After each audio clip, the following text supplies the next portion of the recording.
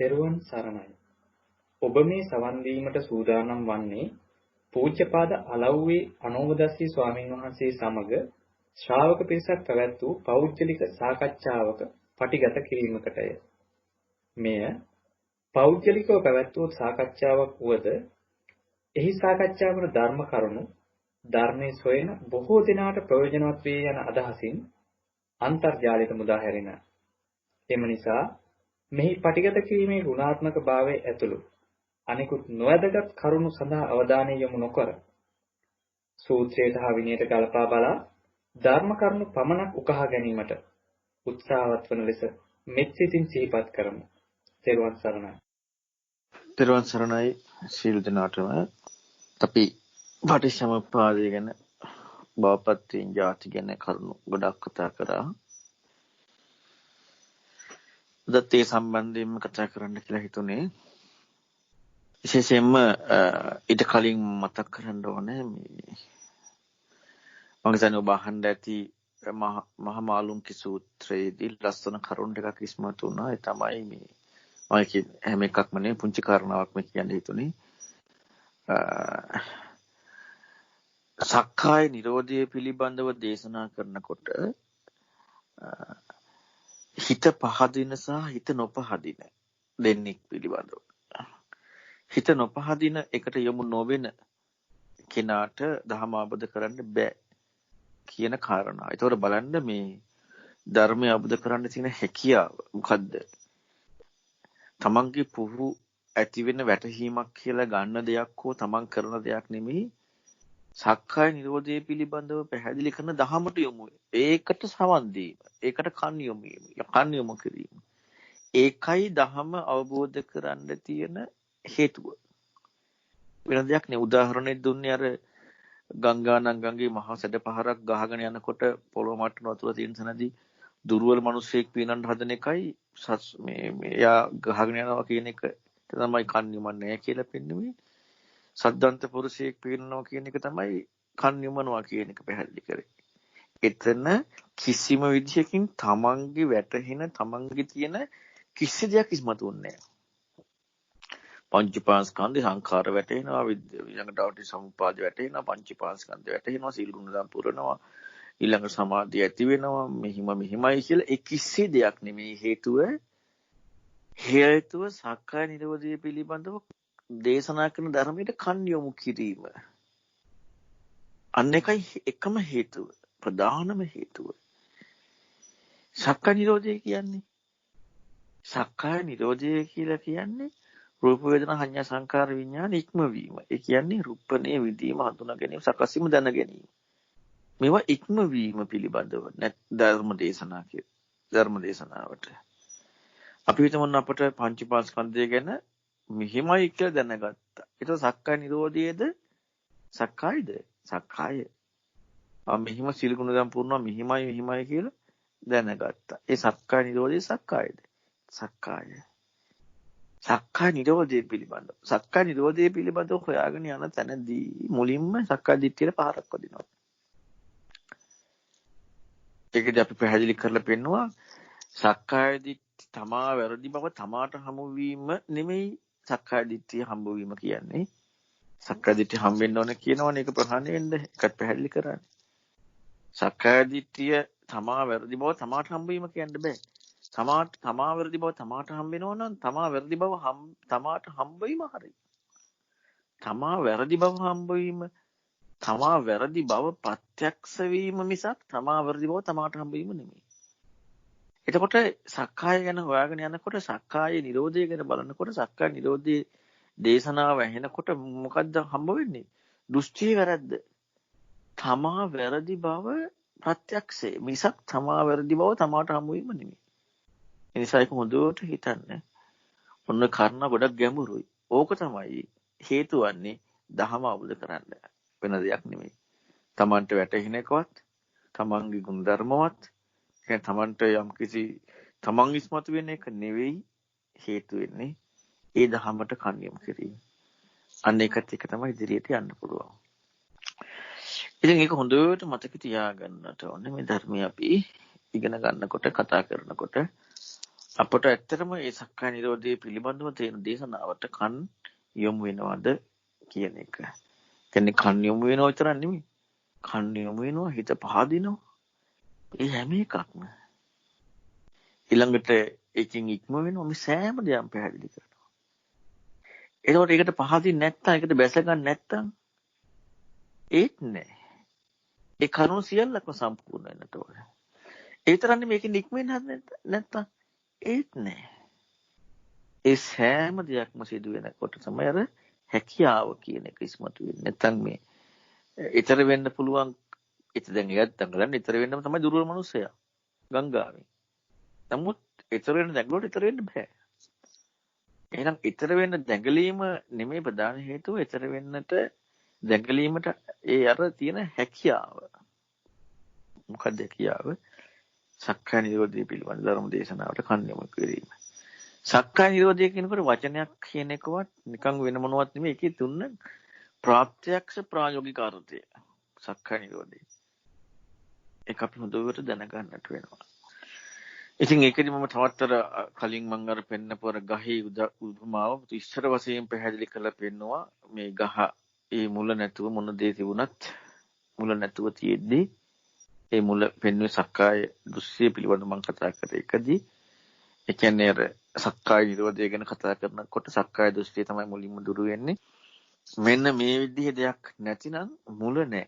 මුල නැති නිසා මොන දේවල් තිබුණත් ඒක සැබෑම දෙයක් නෙමෙයි, తాවකාලික පමණයි. ඉතින් මේ සියලු කරුණු අපි දැනගෙන මේ පටිච්චසමුප්පාදයේ මේ කාරණා ටික හොයන්නට ඕනේ.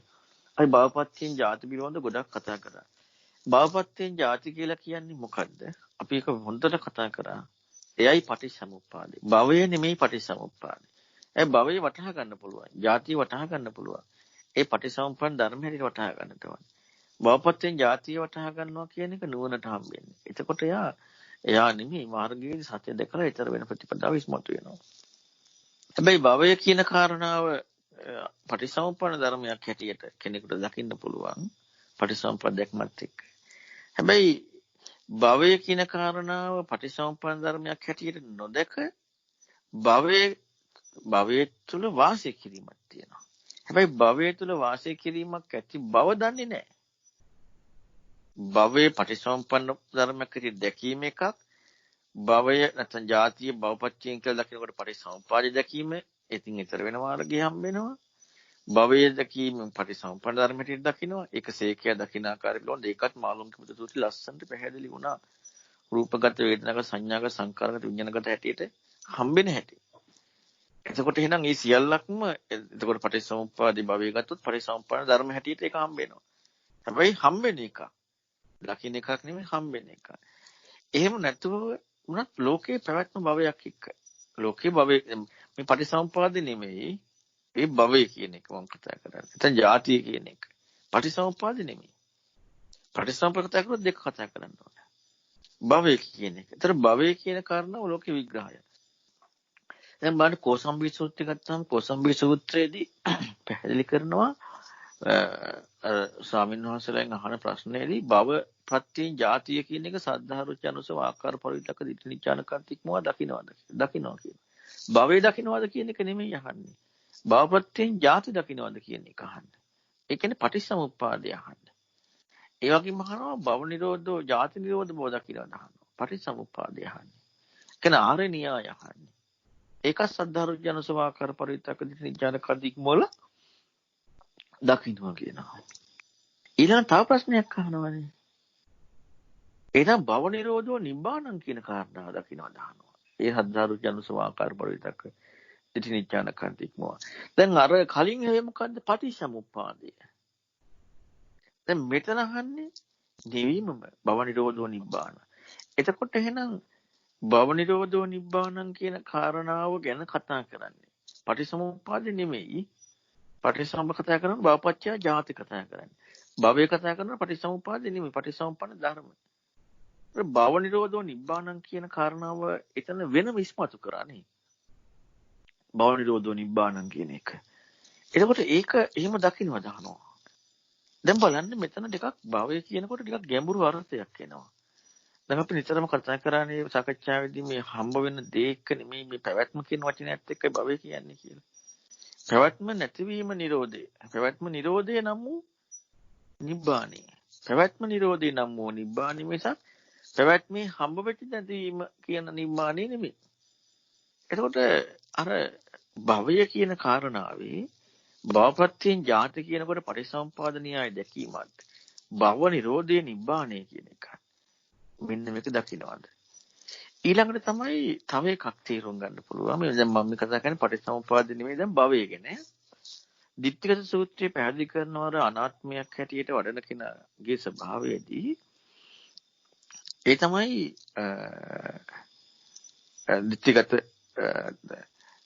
ditthිගත නෙමෙයි පඨම කෝසල සහ අනිත් එක නම් මතක නෑ මට. ඒ සූත්‍රයේදී පැහැදිලි කරනවා ditthිගත තමයි. මොකද්ද පැහැදිලි කරන්නේ? පුරුෂ ගති පඨම කෝසලයි. ඒ අනාත්මය වඩන කෙනාට භවයේ පටික්කුලයේ තියෙන කියන එයාට. එයාගේ භව පටික්කුලයක් තියෙනවා. භව නිරෝධයේ කැමැත්තක් වාසය කරන්නේ.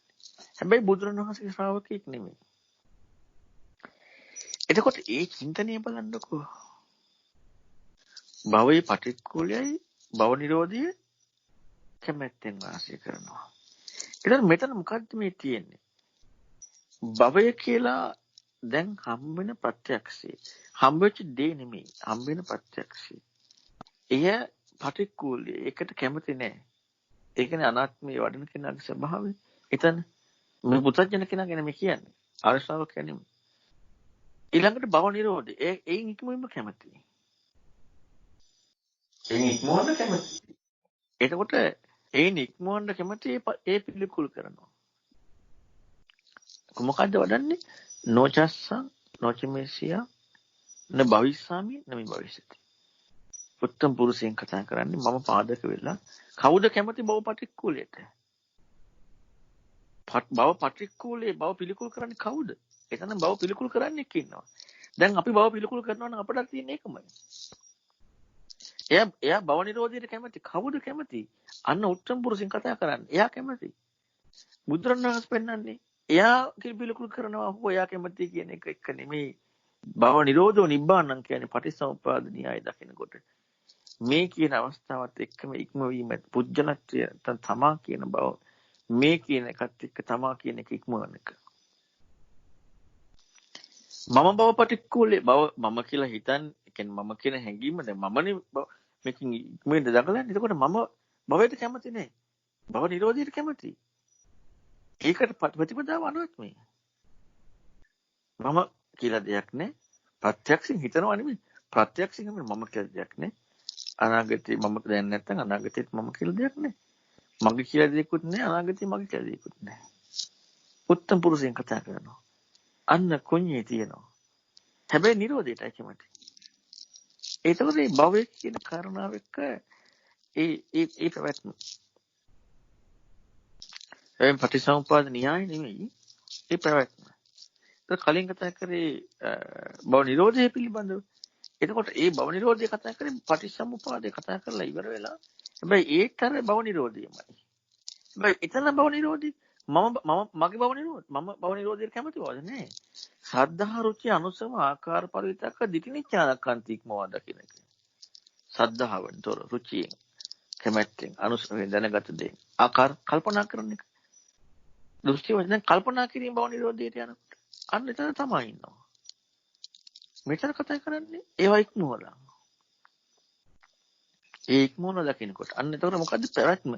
පවතින දේද නැ පැවැත්ම. එතකොට මේක තේරුම් ගන්න තවත් කාරණාවක් ගන්න පුළුවන්. මේ භවය කියන්නේ කොච්චර ගැඹුරුද කියන එක. ඒ තමයි ditthිගත සූත්‍රය.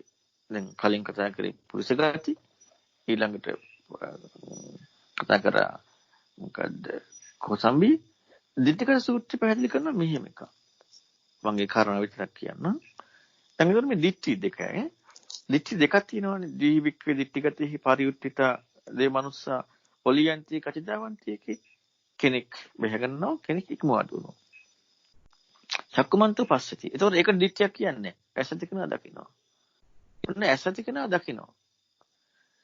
මොකද්ද මේ ඔලියන්තිය කියන්නේ? බැහැගෙන ඉන්නවා කියන්නේ. ඔන්න එතන පැහැදිලි කරන භවරාම. භවරාමා කියන්නේ භවයේ පැවැත්ම වාසස්ථානය කරගන්න. පැවැත්ම. වික්කේදී මනුස්සා භවරත පැවැත්ම ඇලෙනවා.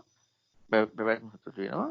තේසම් භව නිරෝධාය ධම්මං දේශීමානෝ නචිත්තම් පක්ඛන්තති. දැන් අතන සක්කාය නිරෝධය ගැන කතා කරන්නේ. දැන් මෙතන භව නිරෝධය ගැන කතා කරන්නේ. දැන් භව නිරෝධය ගැන ධර්ම දේශනා කරනකොට සිත පහදින්නේ නැහැ. බැසගන්නේ නැහැ. එතකොට එයාගේ මොකද්ද එතන තියෙන බැස ගැනීම. ඒ කියන්නේ පැවැත්ම කියන කාරණාවට කොහොම හරි පැවැත්මකට බැහැ ගන්න ඕනේ. පැවැත්මකට බැහැ ගන්නවා. භව නිරෝධය පිළිබඳව ධර්ම දේශනාවලට යන්නේ නැහැ. ඒකට යමු වෙන්නේ නැහැ. සිත පහදින්නේ නැහැ භව නිරෝධය කියන කාරණාවට. ඒකට කිසිම පැවැත්ම මොකද්ද කියන කාරණාව නෙමෙයි. පැවැත්ම කියන එක. ඒ නිරුද්ධ වීම පිළිබඳ ධර්ම දේශනාවට හිත පහදින්නේ නැහැ. අන්න ඒක කියනවා ඔලියන්ට. එතකොට පැවැත්ම කියන කාරණාව. අනිත් පැත්තෙන් කතා කරාම ඒ තමයි අතිධාවනය කරනවා. අතිධාවනය කරනවා කියන්නේ අන්න උත්තම පුරුෂයෙන් මම ඉඳලා මේ අවස්ථාවේ මම ඉඳලා දැන් භවයේ පටික්කුලයනේ. අර පුරුෂගත සූත්‍රය. භවනේවකෝ පණේකං අට්ඨියමානෝ හරායමානෝ දිගුච්චමානෝ. භවයේ පිළිකුල් කරනවා. භවයේ ලැජ්ජා වෙනවා. ඇයි පැවැත්මට කැමති නැහැ. පැවැත්ම පිළිකුල් කරනවා. පැවැත්ම ප්‍රතික්ෂේප කරනවා.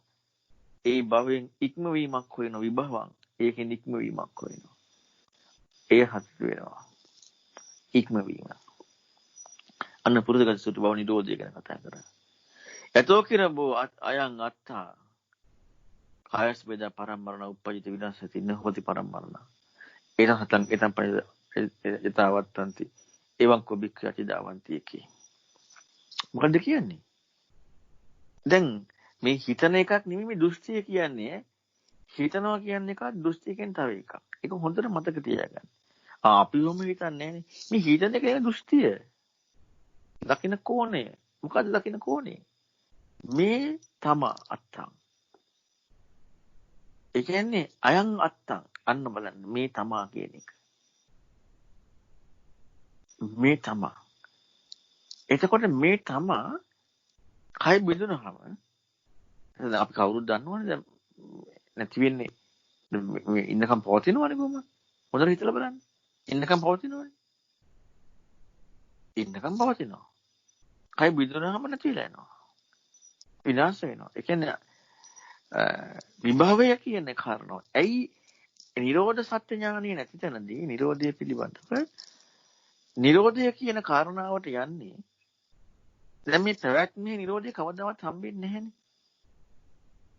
හම්බ වීම නිරෝධය හම්බෙන්නේ නැහැනේ. එතකොට කෝණය මොකක්ද යන්නේ? දකින්න දෘෂ්ටිය. මේක ඉවරනම ඉවරයි. මොකක් එක්ක හිටියොත්ද? මෙන්න මේ පැවැත්ම පිළිකුල් කිරීම. එතන පැවැත්ම තියෙනවනේ. නිරෝධ සත්‍ය ඥානෙට යනකොට ඒක එන්නේ නැහැ. මේ තියෙන්නේ මොකද්ද? මෙන්න මේක ඉක්මවීම. එතකොට ඒ කාරණාව දකිනවා දෘෂ්ටියක් හැටියට. ඒක සාන්තයි ඒක ප්‍රණීතයි. මොකද්ද සාන්ත ප්‍රණීත? මෙන්න මේ පැවැත්ම ඉක්මවීම. ඒක සාන්තයි ප්‍රණීතයි. මෙන්න මේ විදිහට භවය පිළිබඳව, පැවැත්ම පිළිබඳව, පැවැත්ම පිළිකුල් කිරීම පිළිබඳව, සහ පැවැත්ම පිහිටීම පිළිබඳව මේ දෘෂ්ටි දෙකක් දකින්න කෝණ දෙකක් තියෙනවා. පැවැත්ම එක්ක. ඔන්න භවය කියන නිර්වචනය. එතකොට දැන් මේ කතා කරේ සම්පූර්ණයෙන්ම කුමද්ද මේ භවය කියන කාරණාව එක්ක දැන් වචනයක් එක්ක පටිසමුප්පාද වචනය ඒව දාලානේ පැවැත්ම දැන් ප්‍රායෝගිකත්වය. ඒ පිළිකුල් කිරීම. ඒන් ඉක්මවීම. ප්‍රත්‍යක්ෂයෙන් ඒක ඉක්මවීම. ඒකට භවය කියන වචනේ දාන්න ඕනෙත් නෑ. ඒ ප්‍රත්‍යක්ෂයෙන් ඉක්මවීම. දැන් මෙන්න මේ කාරණාවට හොයනවා. දඟලනවා. එතකොට දැන් හැබැයි ඒ දැක්කේ භවයේ පටිසමුප්පන්න හැටියටද නෑ. භවපච්ච ජාති පටිසමුප්පාදයේද නෑ. මොකක්ද දැක්කේ? පටිච්චසමුප්පන්න ධර්මයට නෙමෙයි දැක්කේ. භවය කියලා පැවැත්ම දැක්කා. පැවැත්මක් කියලා දැක්කේ පැවැත්ම කියලා නිර්වචනයක් එක්ක නෙමෙයි. ප්‍රත්‍යක්ෂීක්ම වීම. ඒ පිළිකුල් කරනවා. මොකද මේ දුන්නේ හැම වෙලෙම වචනින් ප්‍රායෝගිකත්වයක් දුන්නේ. වචනේ ප්‍රායෝගිකත්වයේ හිවීම නෙමෙයි. වචනින් ප්‍රායෝගිකත්වයක් දුන්නේ. එතකොට දැන් මේ වැරදි ක්‍රමයට කරගෙන යන කෙනාට ඒ ප්‍රායෝගිකත්වයක් හම්බ වෙනවා. හැබැයි සත්‍ය විදිහට නෙමෙයි. එයාගේ හොයන ක්‍රමයට එහාගේ විග්‍රහයක් බුදුරණවහන්සේ දුන්නා පටිසමුපාදයක් එක්ක. දැන් අපි හිතමු දැන් ඔන්න මම කතා කරන එකේදී දැන් අපි මම කතා කරන එකට එහා කියලා අපි හිතමු අකමැති දෙයක් කතා කරනවා කවුරු හරි. එතකොට එතනදී පැවැත්මක් මේ පැවැත්ම කියන අර කතා කරනවා කියන එක නෙමෙයි මේ ඒ අවස්ථාව. ඒ පැවැත්ම මෙන්න මේකෙන් අයින් වෙන්න කැමතියි. පිළිකුල් කරනවා එක. හැම අවස්ථාවක් මේක බැලුවොත් හැම අවස්ථාවකම පිළිකුල් කරන මොනවා ක්‍රමයකට. හැබැයි ඒ පිළිකුල් කරලා ඉක්මවන්නේ මොකද්ද? හම්බ වීම. අන්න භවේ ඥානෙන්නේ නැහැනේ. භවේ ඥානෙන්නේ භවේ පටිසමුප්පන්න වශයෙන් හම්බෙන්න භව උපාදාන වශයෙන් හම්බෙන්න ඕනේ. මේ භවේ පිළිබඳව කතා කරේ. අවබෝධ නොකළාට භවේ පිළිබඳව භවයේ යට හම්බෙලා. ඔන්න අනිත් එක්කන බලන්නකො ඇස් ඇති කෙනා. ඉද බික්කු භූතං භූතතෝ පස්සති භූතං භූතතෝ විදිස්වා භූතස්ස නිබ්බිදා විරාග නිරෝධය පටිපන්නෝ හොති. ඒවම් බික්කු චක්කුමන්තෝ පස්සති. එතකොට හටගත්තදී හටගත් ඒ වචන දුවේ මොකද්ද කියන්නේ? භවය කියන පිළිබඳව හටගත්තා පැවැත්ම. හටගත්තදී හටගත් ආකාරයෙන් දක්වනවා. දැන් මේ දැක්ක මොකද්ද මේ කතා කරන්නේ? අන්න දැක්ක පටිසමුප්පාදේ. දැකලා නිබ්බිදා විරාග නිරෝධ අන්න ඇස් ඇති කෙනා දකිනවා. ඇස් ඇති කෙනා දකිනවා. ගාථාවෙත් කියනවනේ මේ භූතා භූත දිස්වා භූතස්ස අතික්කම. හටගද්දී හටගත්තා කරන දැකලා හටගද්දෙන් ඉක්මනවා. යථා භූතං විමුච්ඡය තහර දැකලා ඉක්මෙන්නේ. භව තණ්හා පරික්කය. අන්න පැවැත්ම කියන තණ්හාව පිරිසිදු දැක්කා. පිරිසිදු දැක්කා පැවැත්ම කියන තණ්හාව. සචේ භූත පරිඥාය. මෙන්න මේ විදිහට මේ හටගන්න දේ පිරිසිදු දැකලා සෝවිච තන්නෝ බව බව. ඔහු තණ්හාව ඉක්මවනවා. ආසාව නන්දිය ඉක්මවනවා. පැවැත්ම නොපැවැත්ම කියන. නොපැවැත්ම කියන එකත් නන්දියක්. බුතස විභවා බික්ඛු. අන්න එතන විභවය වචනේ පාවිච්චි කරන වෙනම විදිහට. අතන විභවය වචනේ පාවිච්චි කරනවා මොකෙක්ද? හටගත්ත දේ ඉක්මවනවා කියන එක. ඊළඟට අර උදාන සූත්‍ර විභවය කියන වචනේ පැහැදිලි කරනවා මාර්ගයත් එක්ක. විභවය කැමති වෙනවා විභවයට යමු වෙනවා කියනවා. ඒ උත්තම පුරුෂයත් එක්ක නෙමෙයි පඨම පුරුෂයත් එක්ක. දැන් මෙතන කතා කරන්නේ භූතස්ස විභව. හටගත්ත දෙයින් ඉක්මවනවා. අතන කතා කරන්නේ හටගත්ත දෙයින් කියන කාරණාව නෙමෙයි. හටගත්ත දේ ලේබල් කරලා වැඩක් නැහැ. හම්බ වෙච්ච දෙයින් පැවැත්ම ඉක්ම වෙනවා. මෙතන හටගත්ත දේ. එහෙනම් හටගත්ත දේ දැකලා බුත සිබව අබික්කු නාග්ගචරි මොනක්ද? අන්න නැවත පැවැත්මකට යන්නේ නැහැ. එතකොට මෙන්න මේ විදිහට බුදුරජාණන් වහන්සේ මේ භවයේ පැවැත්ම පිළිබඳ විශාල නිර්වචනයක් දෙනවා. පැවැත්ම කියන්නේ මොකක්ද කියලා. එතකොට මෙන්න මේ විදිහට පැවැත්ම පිළිබඳව ප්‍රායෝගිකත්වය කියන එක මිසක් පැවැත්ම කියන එක අපි ලේබල් කිරීමකින් තොරව පැවැත්මේ ගෝචරත්වය කියන කාරණාව නෙමෙයි පැවැත්ම කියන එක. ඒතර පැවැත්මෙන් ඉක්මවන්න දැඟලුවට එතන පටිසමුපාදේ හම්බ වෙන්නේ නැහැ. පටිසමුපාදේ හම්බෙන්නේ අතහරති දකින්න තැනදී. ඇස් ඇති කෙනා ප්‍රඥාවෙන්. අන්න භව නිරෝධය පිළිබඳ ධර්ම දේශනා කිරීම. නැත්නම් අපි කියतो සක්කාය නිරෝධය පිළිබඳව. සක්කාය නිරෝධය කියනකොට සක්කාය කියනකොට හම්බවීමක් තියෙනවා. හැබැයි සක්කාය හම්බවීම කතා කරන්නේ භවයේ පැවැත්මක් එක්ක. පැවැත්මක් එක්ක කතා කරන්නේ. භවපත්‍යෙන් ಜಾති. එතකොට සක්කාය නිරෝධය කතා කරන්නේ භව නිරෝධය කතා කරන්න වෙනවනේ. සක්කාය නිරෝධය කතා කරන භව නිරෝධය කතා කරන්න වෙනවා. එතකොට භව නිරෝධය කියන කාරණාව ගැන ගොඩක් ගැඹුරුයි. සක්කාය නිරෝධය කියන්නේ අනිවාර්යෙන් භව නිරෝධයක් එන්නට වෙනවා. එතකොට මෙන්න මේ විදිහට මේ භව නිරෝධය පිළිබඳව සක්කාය නිරෝධය පිළිබඳව මේ දකින්න කොටන්න ඒ ධර්මයට යමු වෙනකොට මොකද වෙන්නේ? පටිච්චසමුප්පාදයේ දැක්මකට යොමු වෙලා බවපත්තෙන් ಜಾති දකින්නකොට මේ සක්කාය නැත්නම් ඒ ප්‍රායෝගික ප්‍රත්‍යක්ෂය අන්න එයින් ඉක්මනවා. එතකොට බලන්න ඒ පෙන්න විග්‍රහයේදී තියෙන දෙයක් නැති වෙනවා. තිබ්බේ කොහොමද? ඒකට මොකද අදාළ නැහැ. ඒක අදාළ නැහැ. කොහෙන්ද ඒක ආවේ? අර විචිකිච්ඡාව දුරු වෙන හැටි පැහැදිලි කරන්නේ. අතීතේ හිටියද නැද්ද? කවුද හිටියේ? දැන් මොකද්ද නැද්ද? අනාගතේ අදාළ නැහැ. අදාළ වෙන්නේ ඇයි? මම අර හැම වෙලෙම ගල්පලා බලන්න කිව්වේ අපට එහෙමද වෙන්නේ කියලා. අදාළ වෙන්නේ අපි දැන් මේකෙන් ඉක්මෙන්නයි හදන්නේ. දැන් තියෙන කෙනෙක් වෙන්නයි හදන්නේ.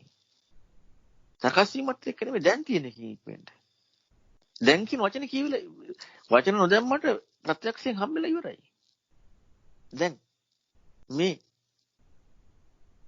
ඒතර මේකෙන් ඉක්මෙන්න දැකලාන්නේ. මම අර උදාහරණ අපි ප්‍රායෝගිකත් එක්ක කල්පනා කරන්න කියලා කිව්වේ. ඔන්න අතීතයේ දැන් අපි දවස් දැන් මේ ධර්ම සාකච්ඡා සම්බන්ධ වෙන කලින් අවස්ථා හිටියද නැද්ද? ඒත් එක්ක නේ සම්බන්ධ තියෙන්නේ. දැන් ඒතර මේක මොකක් එක්කද? දැන් ඔන්න බලන්නකො මේ සම්බන්ධ කරන ඒ නොකඩව පැවතගෙන අපු කාරණා නික්ම වෙන්නේ. ඒතකොට මේ මොකද්ද? අවස්ථාවක් එක්ක තමා හම්බෙලා ඒ නික්ම වෙනවා. මේ අත්ත අන්න ඒක තමයි අර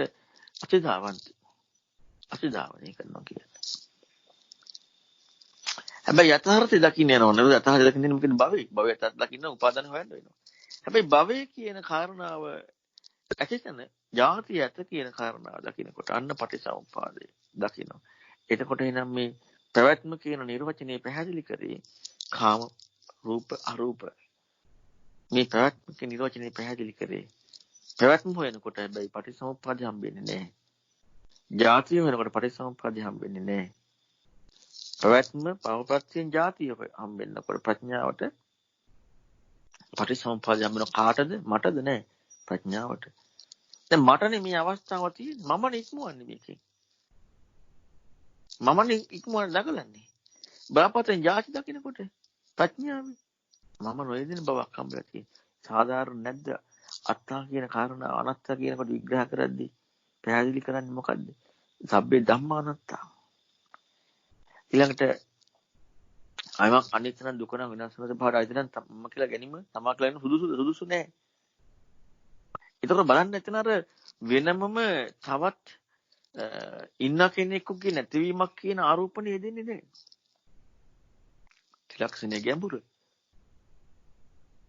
ඒ ගැඹුර ගොඩක් කියන්නේ එතකන් අපි යන්නේ අර ගැඹුරු බවට නෙවෙයි වචන හරඹයකින් හිතවිලි සමුදායකින් තවත් ඒ දෘෂ්ටිට අදාළම කෝණයකට යමු වෙනවා. දෘෂ්ටිය නෙමෙයි වෙනස් වෙන්නේ. දෘෂ්ටියට කිසි දෙයක් වෙන්නේ නැහැ. බුදුරණවහන්සේ පෙන්නන්නේ දෘෂ්ටි වෙනස් වීම පිළිබඳව. එහෙනම් අපි මෙන්න මේක පිළිබඳව හොඳට හොයන්න වෙනවා. මොකද්ද මේ පටිසමුප්පාදයේ මේ පැහැදිලි කරන ක්‍රමය? මොකද්ද මේ වෙනින් වශයෙන් මේවා තේරුම් ගන්න ක්‍රමය? කොහොමද මේ ධර්මයේ දකින්න ක්‍රමය? කොහොමද ධර්මය අහන ක්‍රමය? ධර්මයේ ඉගෙන ගන්න අපි මොන හරි විෂය නිර්දේශයක් ඉගෙනගෙන යම් වැඩිලා කරන්න නෙමෙයි. ඒ නිසානේ අර හැකියාව කියන වචනේ නිර්වචනයේ ඉස්මතු කරලා පෙන්වුවේ හැකියාව කියන එක ධර්මය අහන්න දෙන හැකියාව. හිත පහදින එකට. සක්කාය නිරෝධය පිළිබඳව. භව නිරෝධය පිළිබඳව.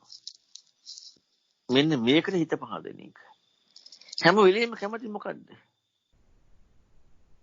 හැම වෙලෙම කැමති හටගත්ත කියන කාරණාව ඉක්මවීම කියලා සක්කාය දිට්ඨිය නැති වෙන ආකාරයට යමු වෙන දෙයක් ඇහෙනවට නෙමෙයි.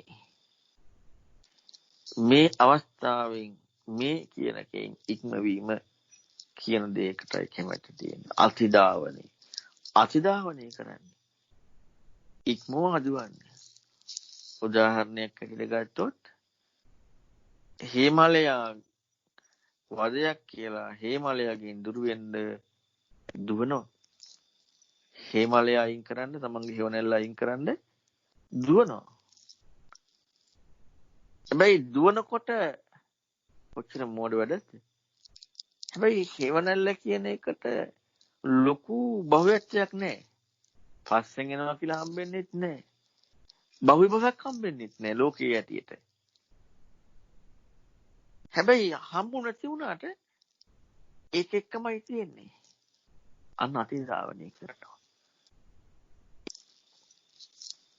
හට ගන්න ආකාරයෙන් දකිනකොට අතිධාවනය ඉක්ම වෙනවා.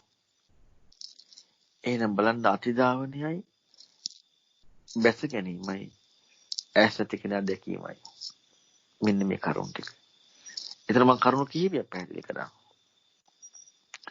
එකක් තමයි බාපත්යෙන් ජාතිය කියන එක පටිච්චසමුප්පාදයේ දහම් ඇසින් දකින්නේ. දකින්නේ දහම් ඇසින් ඇසින් දකිනවා. භවය කියන කාරණා පටිච්චසමුප්පන්න ධර්මයක්. පටිච්චසමුප්පාද දැකීමේදී භවය මොකද්ද කියලා ප්‍රඥාවෙන් දැනගන්නවා. හම්බ වීමක් එක්ක.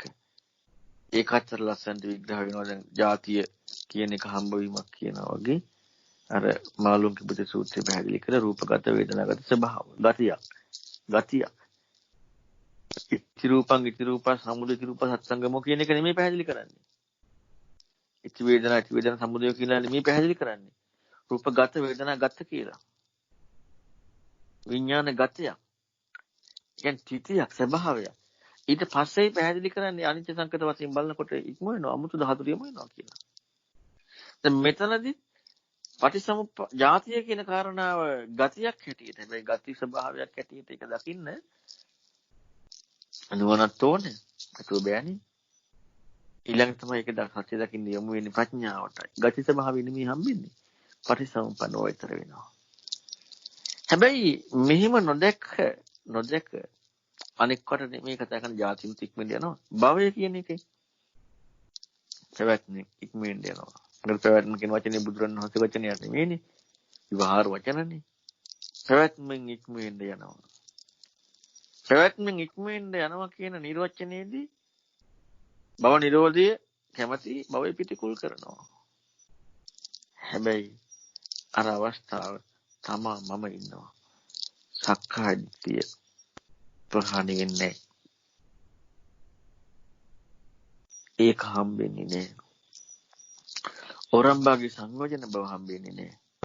සක්කාය දිට්ඨිය දකින්න නැති නිසා යථාර්ථ වශයෙන් නිරෝධය දකින්න නැති නිසා බැහැ ගන්නවා ඒකට. දැඩි වෙනවා.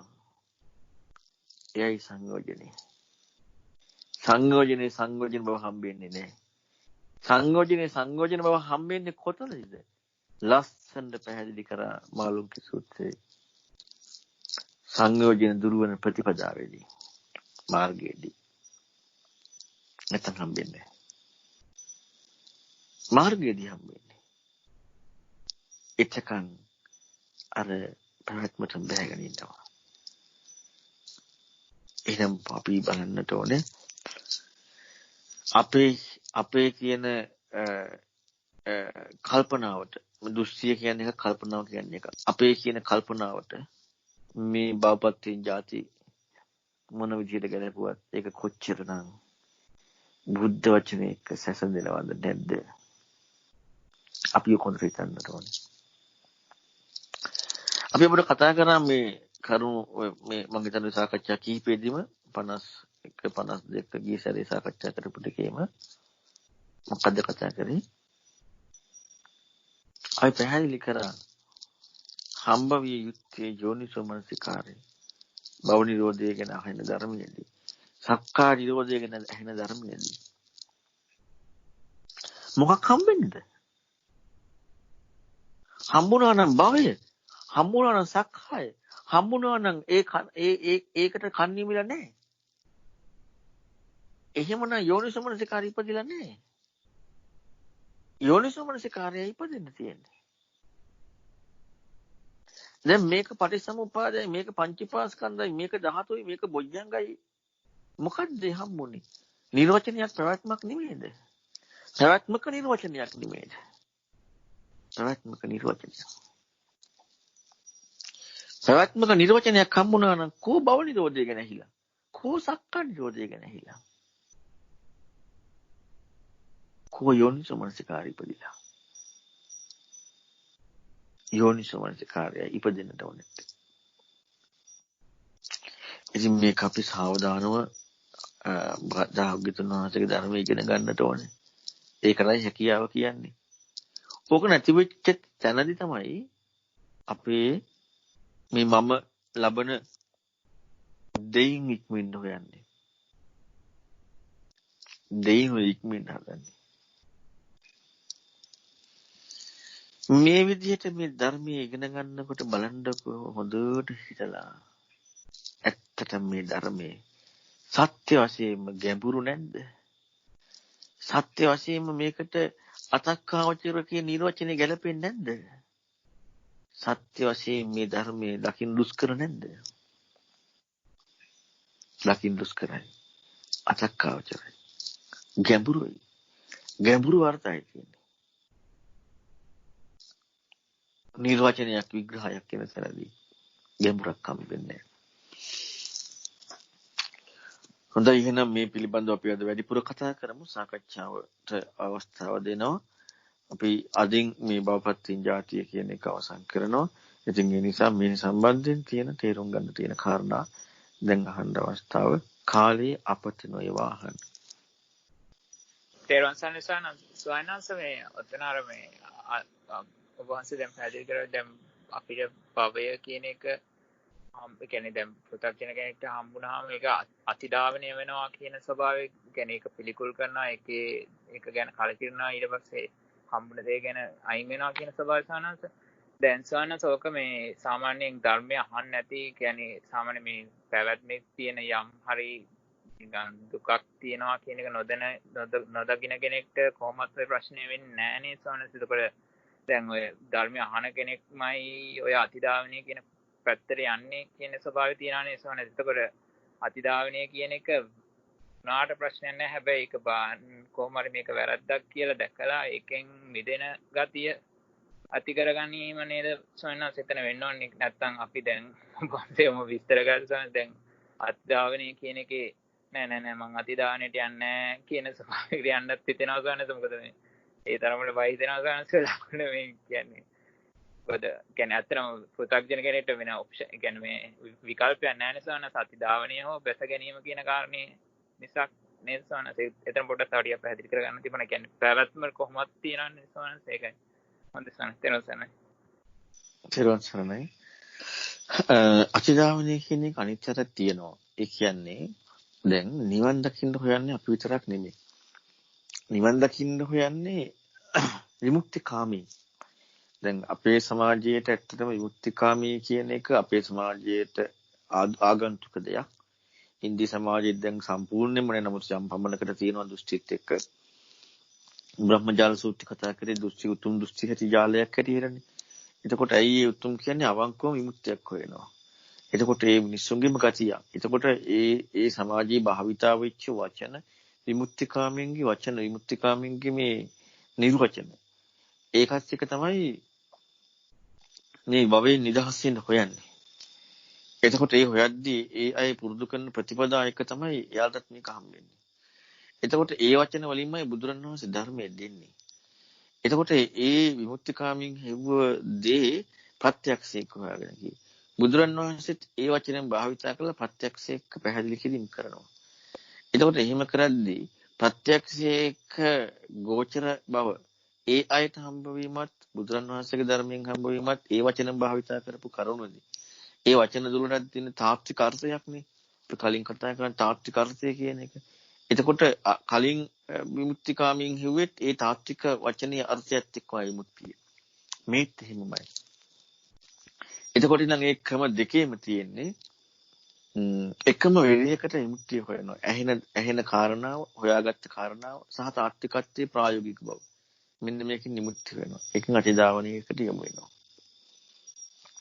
හැබැයි මේකේ පොඩි වෙනසක් තව තියෙනවා. බුදුරන් වහන්සේ කියන කාරණාවේ ප්‍රායෝගිකත්වයේ හම්බ වෙන කාරණාවට පැහැදිලි කරාට ඒ විමුක්තිකාමීන් පෙන්නපු සත්‍ය වූ තාත්වික නිර්වචනය පැහැදිලි කරාට ඒ පැහැදිලි කිරීම සාවධානව නිවැරදිව අහන්න යමු වෙනකොට අන්න ඒක ඒ විදිහට අහද්දී ඒ ධර්මයේ සක්කාය නිරෝධී භව නිරෝධී පිනිසම යොමු වෙලා තියෙනවා. ඒක යොමු වෙනවා කියලා කියන්නේ ඒ තාත්වික වචනේ තාත්වික අර්ථයේ ප්‍රායෝගිකත්වය දුන්න දේ විග්‍රහය ඒ ප්‍රායෝගිකත්වය එක්ක තාත්වික බව එක්ක සැසඳෙන්නේ නැහැ. ඔන්නෝකයි වෙනස. සැසඳෙන්නේ නැහැ. හරියට අහන්නේ. එතකොට මොකද්ද උපදින්නේ? ඒ වචනේ දුන්න තාත්වික අර්ථයේ ප්‍රායෝගිකත්වයක් තියෙනවා. බුදුරණවහන්සේ දුන්න දේ හරියට ඇහුවොත් අඩුවක් නැතුව ඇහුවොත් අඩුවකින් ඇහුවොත් හම්බ වෙන්නේ ඒ තාත්වික අර්ථයේ ප්‍රායෝගිකත්වයට ගැලපෙන එකත් එක්ක.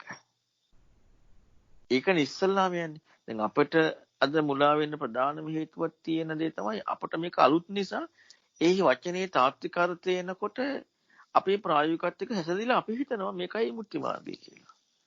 බුදුරණවහන්සේ වෙන මුක්ති මාර්ගය කියලා. හැබැයි අන්‍යයටත් ඔක්කොම හම්බ වෙනවා. දැන් මේකේ අපේ ප්‍රශ්නේ බුදුරණවහන්සේගෙන් ඇවිල්ලා තියෙනවා. ඊළඟට මේක ඇත්තටම මේ හරිම දෙයක් ඇහුනේ ප්‍රත්‍යක්ෂයක්. හැබැයි බුදුරණවහන්සේ ඊට වඩා දෙයක් කිව්වා. ඒකට යන්න කලින් අපිට මේ අලුත් දෙයක් නේ හම්බුනේ. විමුක්තිකාමී නැති කෙනාටත් අලුත් දෙයක්. ඒ විමුක්ති බව හොයන්න නැති කෙනාට අලුත් දෙයක්. අපටත් අලුත් දෙයක්. එහෙනම් අනික අපිට තියෙන ප්‍රශ්නේ බුදුරණවහන්සේ කිව්වා. එතකොට නෝ බුදුරණවහන්සේ කිව්ව විදිහටමනේ මේ කරන්නේ. මෙන්න මෙතනදී මොකද වෙන්නේ? ඒකට යොමු වෙලා අර අපට දැන් අලුත් හැබැයි ඒ වචනේ තාත්වික අර්ථයේ ප්‍රායෝගිකත්වයට දුන්න දේ හම්බ වෙලා ඒක එක් කරගෙන යනවා. අන්න යෝනිසමනසිකාරයට ඉඩ යෙදුන භව නිරෝධී සක්කා නිරෝධියට නිවැරදිව යොමු වෙන්නට අවශ්‍ය පසුබිම සකස් කර දෙන්න. විග්‍රහයට යන්නට බැරි වෙනවා අපට අලුත් විග්‍රහයක් බුදුරණවහන්සේ කිව්ව නිසාම ඇහෙන නිසා. එකයි මේකේ මේ භයානකම පැත්ත. බුදුරණවහන්සේ පෙන්නපු දෙයක් හැටියට තාත්වික වචනේ නිර්වචනයේ ප්‍රායෝගිකත්වයක් හම්බ වෙනවා. හැබැයි බුදුරණවහන්සේ පෙන්නපු කාරණාව නිවැරදිවම ඇහුවොත් අන්න එතනදී බුදුරණවහන්සේ පෙන්නපු ඒ වචනේ තාත්වික ප්‍රායෝගික අර්ථයට වඩා වෙනස් දෙයක් පැහැදිලි වෙනවා. මේ ප්‍රායෝගික අර්ථය අපට අලුත් නිසා අපි එකට යමු වෙනවා බුදුරණවහන්සේ කිව්ව නිසා. අන්න ඒ නිසා මුලා වෙනවා. හැබැයි හරියට ඇහුවොත් අපට ඉස්සලම හම්බ වෙනවා ඒ ප්‍රායෝගිකත්වයේ තුල තාත්වික අර්ථය. හැබැයි බුදුරණවහන්සේ ඉතිහාසයක් කියනවා. දැන් මොකක්ද ඇති වෙන්නේ? දැන් ඇති වෙන දේ තමයි ශ්‍රද්ධාව පාදක වෙලා මම ඔබට කිව්ව බෙලි දිවුල් උදාහරණයක්. දිවුල් ගහක් බෙලි ගහක් පෙන්නලා මේක දිවුල් කියනකොට ශ්‍රද්ධාව වැඩි නම් එයා දිවුල් වෙන හැටි හොයන්න යනවා කියන්නේ. අන්න ඒ වගේ බුදුරණවහන්සේ කියේ ශ්‍රද්ධාව වැඩි. හැබැයි වචනේ ප්‍රායෝගික වූ තාත්වික අර්ථයක බලනකොට ඒකට වෙනස් දෙයක් බුදුරණවහන්සේ පැහැදිලි කරේ. ශ්‍රද්ධාව පෙරදැඩි වෙච්ච නිසා දැන් මොකද්ද ඉස්මතු වෙන්නේ? ප්‍රායෝගිකත්වයක් නෙමෙයි ඉස්මතු වෙන්නේ. තමන් කරන දෙයක් නෙමෙයි ඉස්මතු වෙන්නේ. යෝනිසෝ මනසිකාරයක්. අන්න බුද්ධ වචනේදී ඉස්මතු වෙන දේ යෝනිසෝ මනසිකාරය. ඔන්න ඕක ඉස්මතු වෙන්න අපට මේ හරීම ධර්මයේ හැම වැදගත්කම ඕකයි. හැබැයි කරන දේ පස කන්නට ඕන, පස කලන්නට ඕන. අපි බලන්නට ඕනේ අපි කරන්නේ. අපි දැන් ඉන්න මට්ටමට වඩා වටිනා දෙයක්. ඒ වුණාට ඒක විමුක්තිකාමීන්ගේ අර වචන තුලින් දුන්න ප්‍රායෝගිකත්වයේ තාත්වික අර්ථය සිදු වෙන දේද කියලා. අපි මේ මට්ටමට යමු වුණාම තමයි යම්කිසි හරි දෙයකදී අවස්ථාවකදී බුදුරණවහන්සේ කියපු කාරණාවට යමු වෙලා යෝනිසෝ මනසිකාරයට ඉඩක් ඇති වෙනවා. ඔන්න ඕක උපදින්නට ඕනේ. එතකොට ඒක උපදින්න තියෙන එකම දේ මොකද්ද? අර මාළුන්ගේ සූත්‍රයේ පැහැදිලි කරපු පුරුෂයාගේ හැකියාව කියන මොකද්ද හැකියාව? හරියට ධර්මය අහන එක. හැකියාව ඒක. මොකද්ද හැකියාව? භව නිරෝධයට දඟලන එකද? නිවන් දකින්න දඟලන එකද? සක්කාය නිරෝධයට දඟලන එකද? පටිච්චසමුප්පාදේ කොහොම හරි වටහා ගන්න දඟලන එකද? බොජ්ජංග ඇති කර ගන්න දඟලන එකද? සක්කායදිට්ඨිය දුරු කරන්න දැන් මම දඟලන එකද? නෑ. හැකියාව එකයි. හරියට ඒක අහන එක. හරියට ඒ ධර්මයේ ඉගෙන ගන්න එක. ඔන්න ඕකයි හැකියාව. ඔය හැකියාව ඉස්මතු වෙන තැනදී උපදිනවා යෝනිසමනසිකාරය. මොකද බුදුරණවහන්සේ ওই ධර්මයේ දුන්නේ මේකට. වෙන දෙයකට නෙමෙයි. ඒ යෝනිසමනසිකාරය ඉපදෙන්න. අන්න යෝනිසමනසිකාරය ඉපදෙනවා. එතකන් අපි අර පැතිවලට යමු වෙලා කරනවා. හැබැයි හැකියාව අතෙන් යමු වෙන. ඔන්න ඔතෙන් අපි ඔය කාරණාව සඳහාමයි මමත් පුන පුනා පැහැදිලි කරන්නේ. බුද්ධ වචනේ තියෙන කාරණාවම මම මේ ඉස්මතු කරන්න දඟලන්නේ. කිසිම විදිහකින් දෘෂ්ටියකට කොටු වෙන්නේ නැතිව අපට අල්ලගන්න බැරි අර්ථය වැහිලා තියෙන භාග්‍යතුන් වහන්සේට පමණක් ආවේනික ලෝකයේ ප්‍රායෝගික තාත්වික අර්ථය හා එකතු වී එයින් ඉක්ම වෙන විදිහේ විග්‍රහයක් පෙන්නපු. ලෝකයේ වචන භාවිතා කරලා එයින් ඉක්ම වෙන විග්‍රහයක් පෙන්නපු. ඒ නිවැරදි ධර්ම ඉගෙන ගන්න. එහෙම නැතුවත් එහෙම අපි අර ගැළපිල්ලට යමු වෙලා කිරීමක් කරනවා. හැබැයි ඒක ලෝකයේ මුත්‍ති හොයපු අය කරපු දේ පමණයි. එහෙමයි බුදුරණවහන්සේගේ ධර්මයේ හැටියට කරන්නේ. භයානකත්වය තමයි මේක බුදුරණවහන්සේගෙන් කියලා අපි කරන එක. ඇයි? ආයේ ඉතින් බුදුරණවහන්සේ කිව්ව දේ හොයන්න යන්නේ නැහැ. ඇයි බුදුරණවහන්සේ කිව්ව දේ කරන්නේ? හැබැයි කරන්නේ කවුරු කියපු මේ ලෝකයේ කවුරු කියපු දෙද නෙමෙයි. ලෝකයේ ඕනම විමුක්තිකාමී කෙනෙක් නිවැරදි විමුක්තිය හොයන් යන කෙනෙක් විමුක්තිකාමී. අන්‍යයාල කරන දේ. ඒ කියන්නේ සැබෑ ලෝකෝත්තර ප්‍රතිපදාව කියන බුදුරණවහන්සේට පමණක් ආවේනික මාර්ගය ඉස්මතු කිරීම නෙවෙයි. ඒ නිසා ඇත්තටම සියුම් ගැඹුරුයි තීක්ෂණ නුනක් ඕනේ. ඒකට ප්‍රධානම දේ හරියට ඉගෙන ගැනීම. ඔන්න ඔකයි හැකියාව. ඉතින් එහෙම වුණාම අන්න යෝනිසමනසිකාරී ඉපදීම සිද්ධ වෙනවා. තෙරුවන් සරණයි. සාස්පේමසන බොම්බේ සොයනස් එතන මේ තව චූටි පාර්ට්ස් ඒ කියන්නේ මේ දැන් අපි සොයනස් ඔය වචනවල දැන් භවය කියන එකේ හැඟීම ආවත් ජාතිය කියන එක හැඟීම ආවත් භවපත්‍ය ජාතිය කියන එක හැඟීම ආවත් සොයනස් ඒක කවදාවත් බුද්ධ වචනය කියන එකේ ඒ බුදුහාමුදුරු මතු කරන්න හදපු අදහස කියන එක අපිට ඒ වචන වලින් කවදාවත් මතුවෙන්නේ නැහැ. හැබැයි ඒකට අවශ්‍ය පසුබිම වගේ හැදෙනවා කියන එක වගේ දස්වන්නස් එතන අදහස් වෙන්නේ තෙරසන්නේ. තෙරුවන් සරණයි.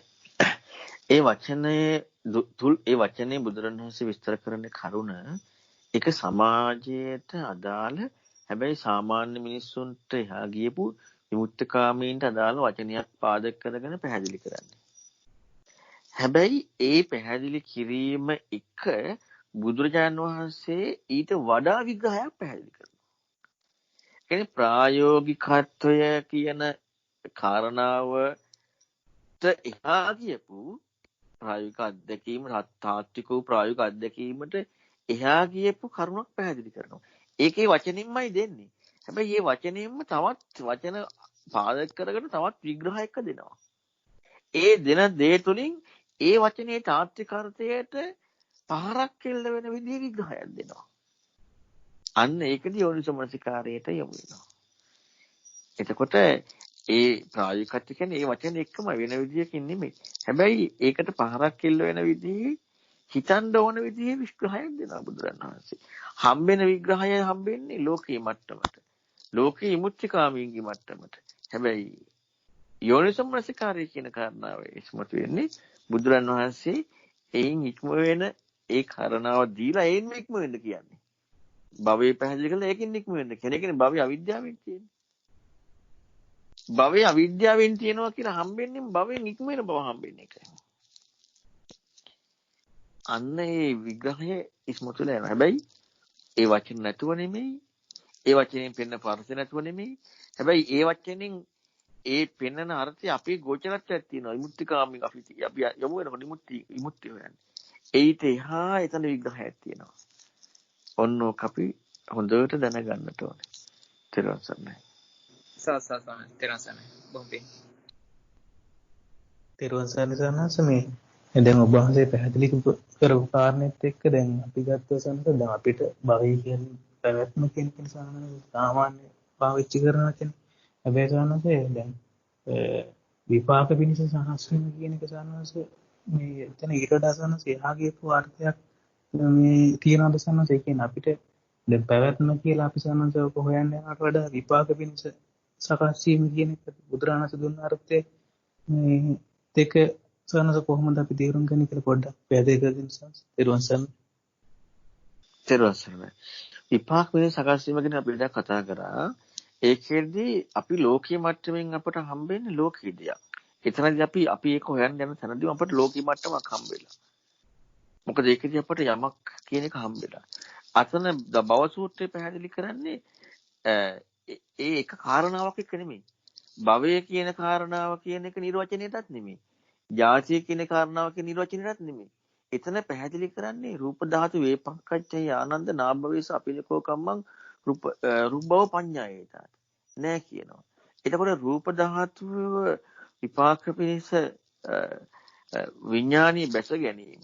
ඒ කියන්නේ රූප ධාතුවේ පැවැත්ම කියන විඥානීය බැසගත්ත. ඒ කියන්නේ භවෙත්න ජාති නැති වෙන්නේ නෑනේ. ඒතකොට මෙතන මේ අර රූප ධාතුව කියන කාරණාව එක්ක මේ රූප ධාතුවේ පැවැත්ම කියන කාරණාව අර තව සම්බන්ධයකයි පැහැදිලි කරන්නේ. එතකොට ඒ සම්බන්ධය දැන් මෙතන සම්බන්ධයක් නේ පෙන්වන්නේ. ඒ සම්බන්ධයක් පැහැදිලි කරන්නේ. එතකොට අපි රූප ධාතුව කියන ඒ කියන්නේ රූපය කියන කාරණාව අපි භවය කියන කාරණාව හොයන්න ඒ විග්‍රහය එක්ක යනකොට අනිවාර්යෙන් අපට උපාදානය හොයන්නට ඕනේ. හැබැයි මෙතන පැහැදිලි කරලා පෙන්වන්නේ වෙනම කාරණාවක්. ඒ කියන්නේ කාම භව රූප භව අරූප භව කියන කාරණාව ඒ පැවැත්ම පිළිබඳව ඒ පැවැත්ම ප්‍රකට වීම පිළිබඳව ඒ පැවැත්ම කවදාවත් ප්‍රකට වෙන්නේ නැහැ මේ විඥානයේ පැස ගැනීමක් කියන කාරණාවක් නැතිනම්. ඒ කියන්නේ මේ රූප වේදනා සංඥා සංකාර විඥාන හම්බ වෙන්නේ නැතිනම්. හැබැයි රූප භවය හොයන්න යනකොට රූප උපාදානි හොයන්නට ඕනේ. උපාදානයි කියන කාරණාව. මේ මෙතන පැහැදිලි කරන්නේ රූප භවය කියන කාරණාව හොයන කාරණාව නෙමෙයි. ඒ රූප භවයේ පැවැත්ම කියන කාරණාව ඉස්මතු වෙන හැටි. පැවැත්ම ඉස්මතු වෙන හැටි. එතකොට භව ප්‍රත්‍යයෙන් ජාති කියන කාරණාව භවයෙන් ජාති උපදිනවා කියන කාරණාව මෙන්න මේක ඉස්මතු කරගන්නට.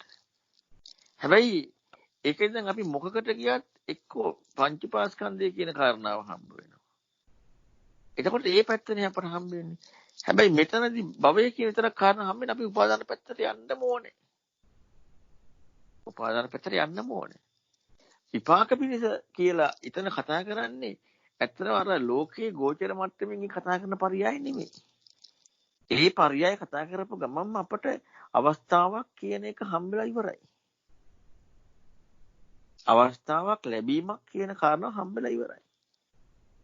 එතකොට ඒ කතා කරන පරයයට ගියොත් අපට මේ භවය කියන එක තේරුම් ගන්න බෑ. භවය කියන කාරණාව තේරුම් ගන්න අනිවාර්යයෙන්ම උපාදානය හොයන්නට ඕනේ. උපාදානය හොයන්න නැතුව එතනින් එහාට භවය හොයාගන්න බෑ. හැබැයි මේ භවය කියන කාරණාව නිර්වචනය වෙන හැටි රූප ධාතු වේ විපාක පිණිස. එතකොට අන්න රූප ධාතුවේ පැවැත්ම කියන කාරණාව ගෝචර වෙනවා විඥානයේ බැස ගැනීම කියන මේ කරුණුත් එක්ක. නැත්නම් ගෝචර වෙන්නේ නැහැ.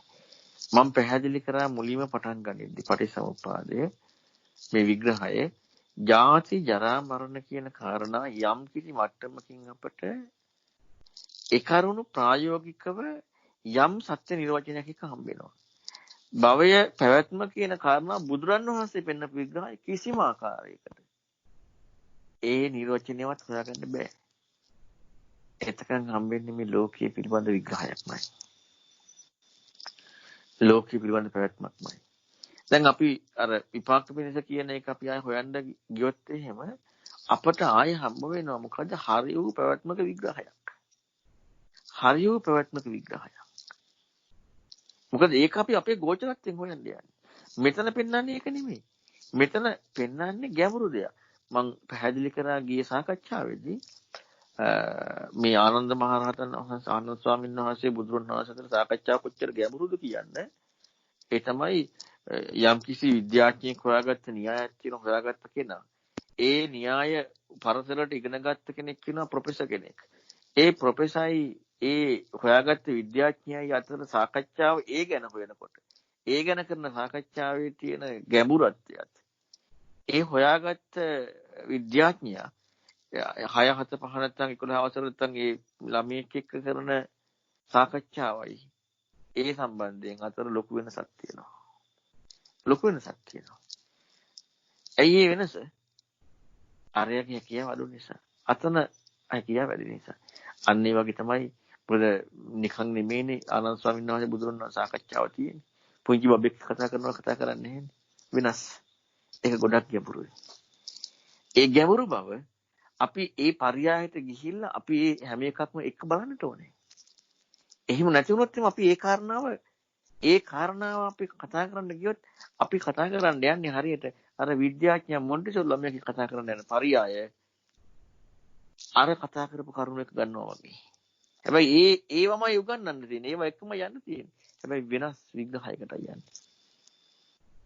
ඒක නිසා අපි ඒක හොඳට හිතන්න ඕනේ හැම එකක් එක්කම. ත්‍රිවංශ තිරුවන් සරණයි ස්වාමීන් වහන්සේ. දැන් මේ පටිච්චසමුපාදයේ ජරා මරණ කියන කොටස ගත්තාම ඒකෙදි ලෝක දර්ශනයක් තියෙනවා නේද ස්වාමීන් වහන්සේ? ඒ කියන්නේ මගේ ජරා මරණ කියලා එකක් තියෙනවා. හැබැයි පටිච්චසමුපාදයේ පැත්තට එනකොට ඒක සංකත වූ ශේක දර්ශනයක් බවට පත් වෙන්න ඕන නේද ස්වාමීන් වහන්සේ? ඒ වගේ දැන් අපි ගත්තොත් මේ පටිච්චසමුපාදයේ පුරාම තියෙන එක එක පටිච්චසමුප්පන්න ධර්ම ගත්තොත් ඒ ධර්ම පිළිබඳව බුදුරජාණන් වහන්සේ වෙන වෙනම විභංග සූත්‍රයේ විග්‍රහයක් කරාට ඒක ලෝක දර්ශනයට ගැලපෙන්නේ නැති ශේක දර්ශනයට විතරක් ගැලපෙන ස්වභාවයක් නිසාද අපිට මේක පිළිබඳව මේ අපි දැන් මේ තේරුම් ගන්න උත්සාහවල ප්‍රශ්නයක් හටගන්නේ. තිරුවන් සරණයි ස්වාමීන්. තිරුවන් සරණයි. ඔව් ඒක ඇත්තයි. අනිත් එක තමයි දැන් පටිච්ච සමුප්පාදය හොඳට අහන්න මේ කාරණාව. පටිච්ච සමුප්පාදය පෙන්නකොට කරුණු වෙන් වශයෙන් විභංග කරලා පටිච්ච සමුප්පාදයේ කරුණු වෙන් වශයෙන් විභංග කරලා පෙන්නකොට ඒකේ හැම විභංගයකම විස්තරය තියෙන්නේ මොකද්ද? එය පටිච්ච සමුප්පන්න ධර්ම ලෙස. පටිච්ච සමුප්පාදයේ ජරා මරණ විග්‍රහ කරන්නේ පටිච්ච සමුප්පන්න ධර්ම ලෙස. හැබැයි පටිච්චසමුප්පන්න ධර්ම ලෙස විග්‍රහ නොවි අපට ජරා මරණ කියන එක ප්‍රත්‍යක්ෂයි. එය පටිච්චසමුප්පාදයේ විග්‍රහ වෙන පටිච්චසමුප්පන්න ධර්ම නෙමෙයි. පටිච්චසමුප්පන්න ධර්ම වලට නොගොස් අපට ඒක ප්‍රත්‍යක්ෂයි. ඒ නිසා අපට ඒක වැටහෙනවා.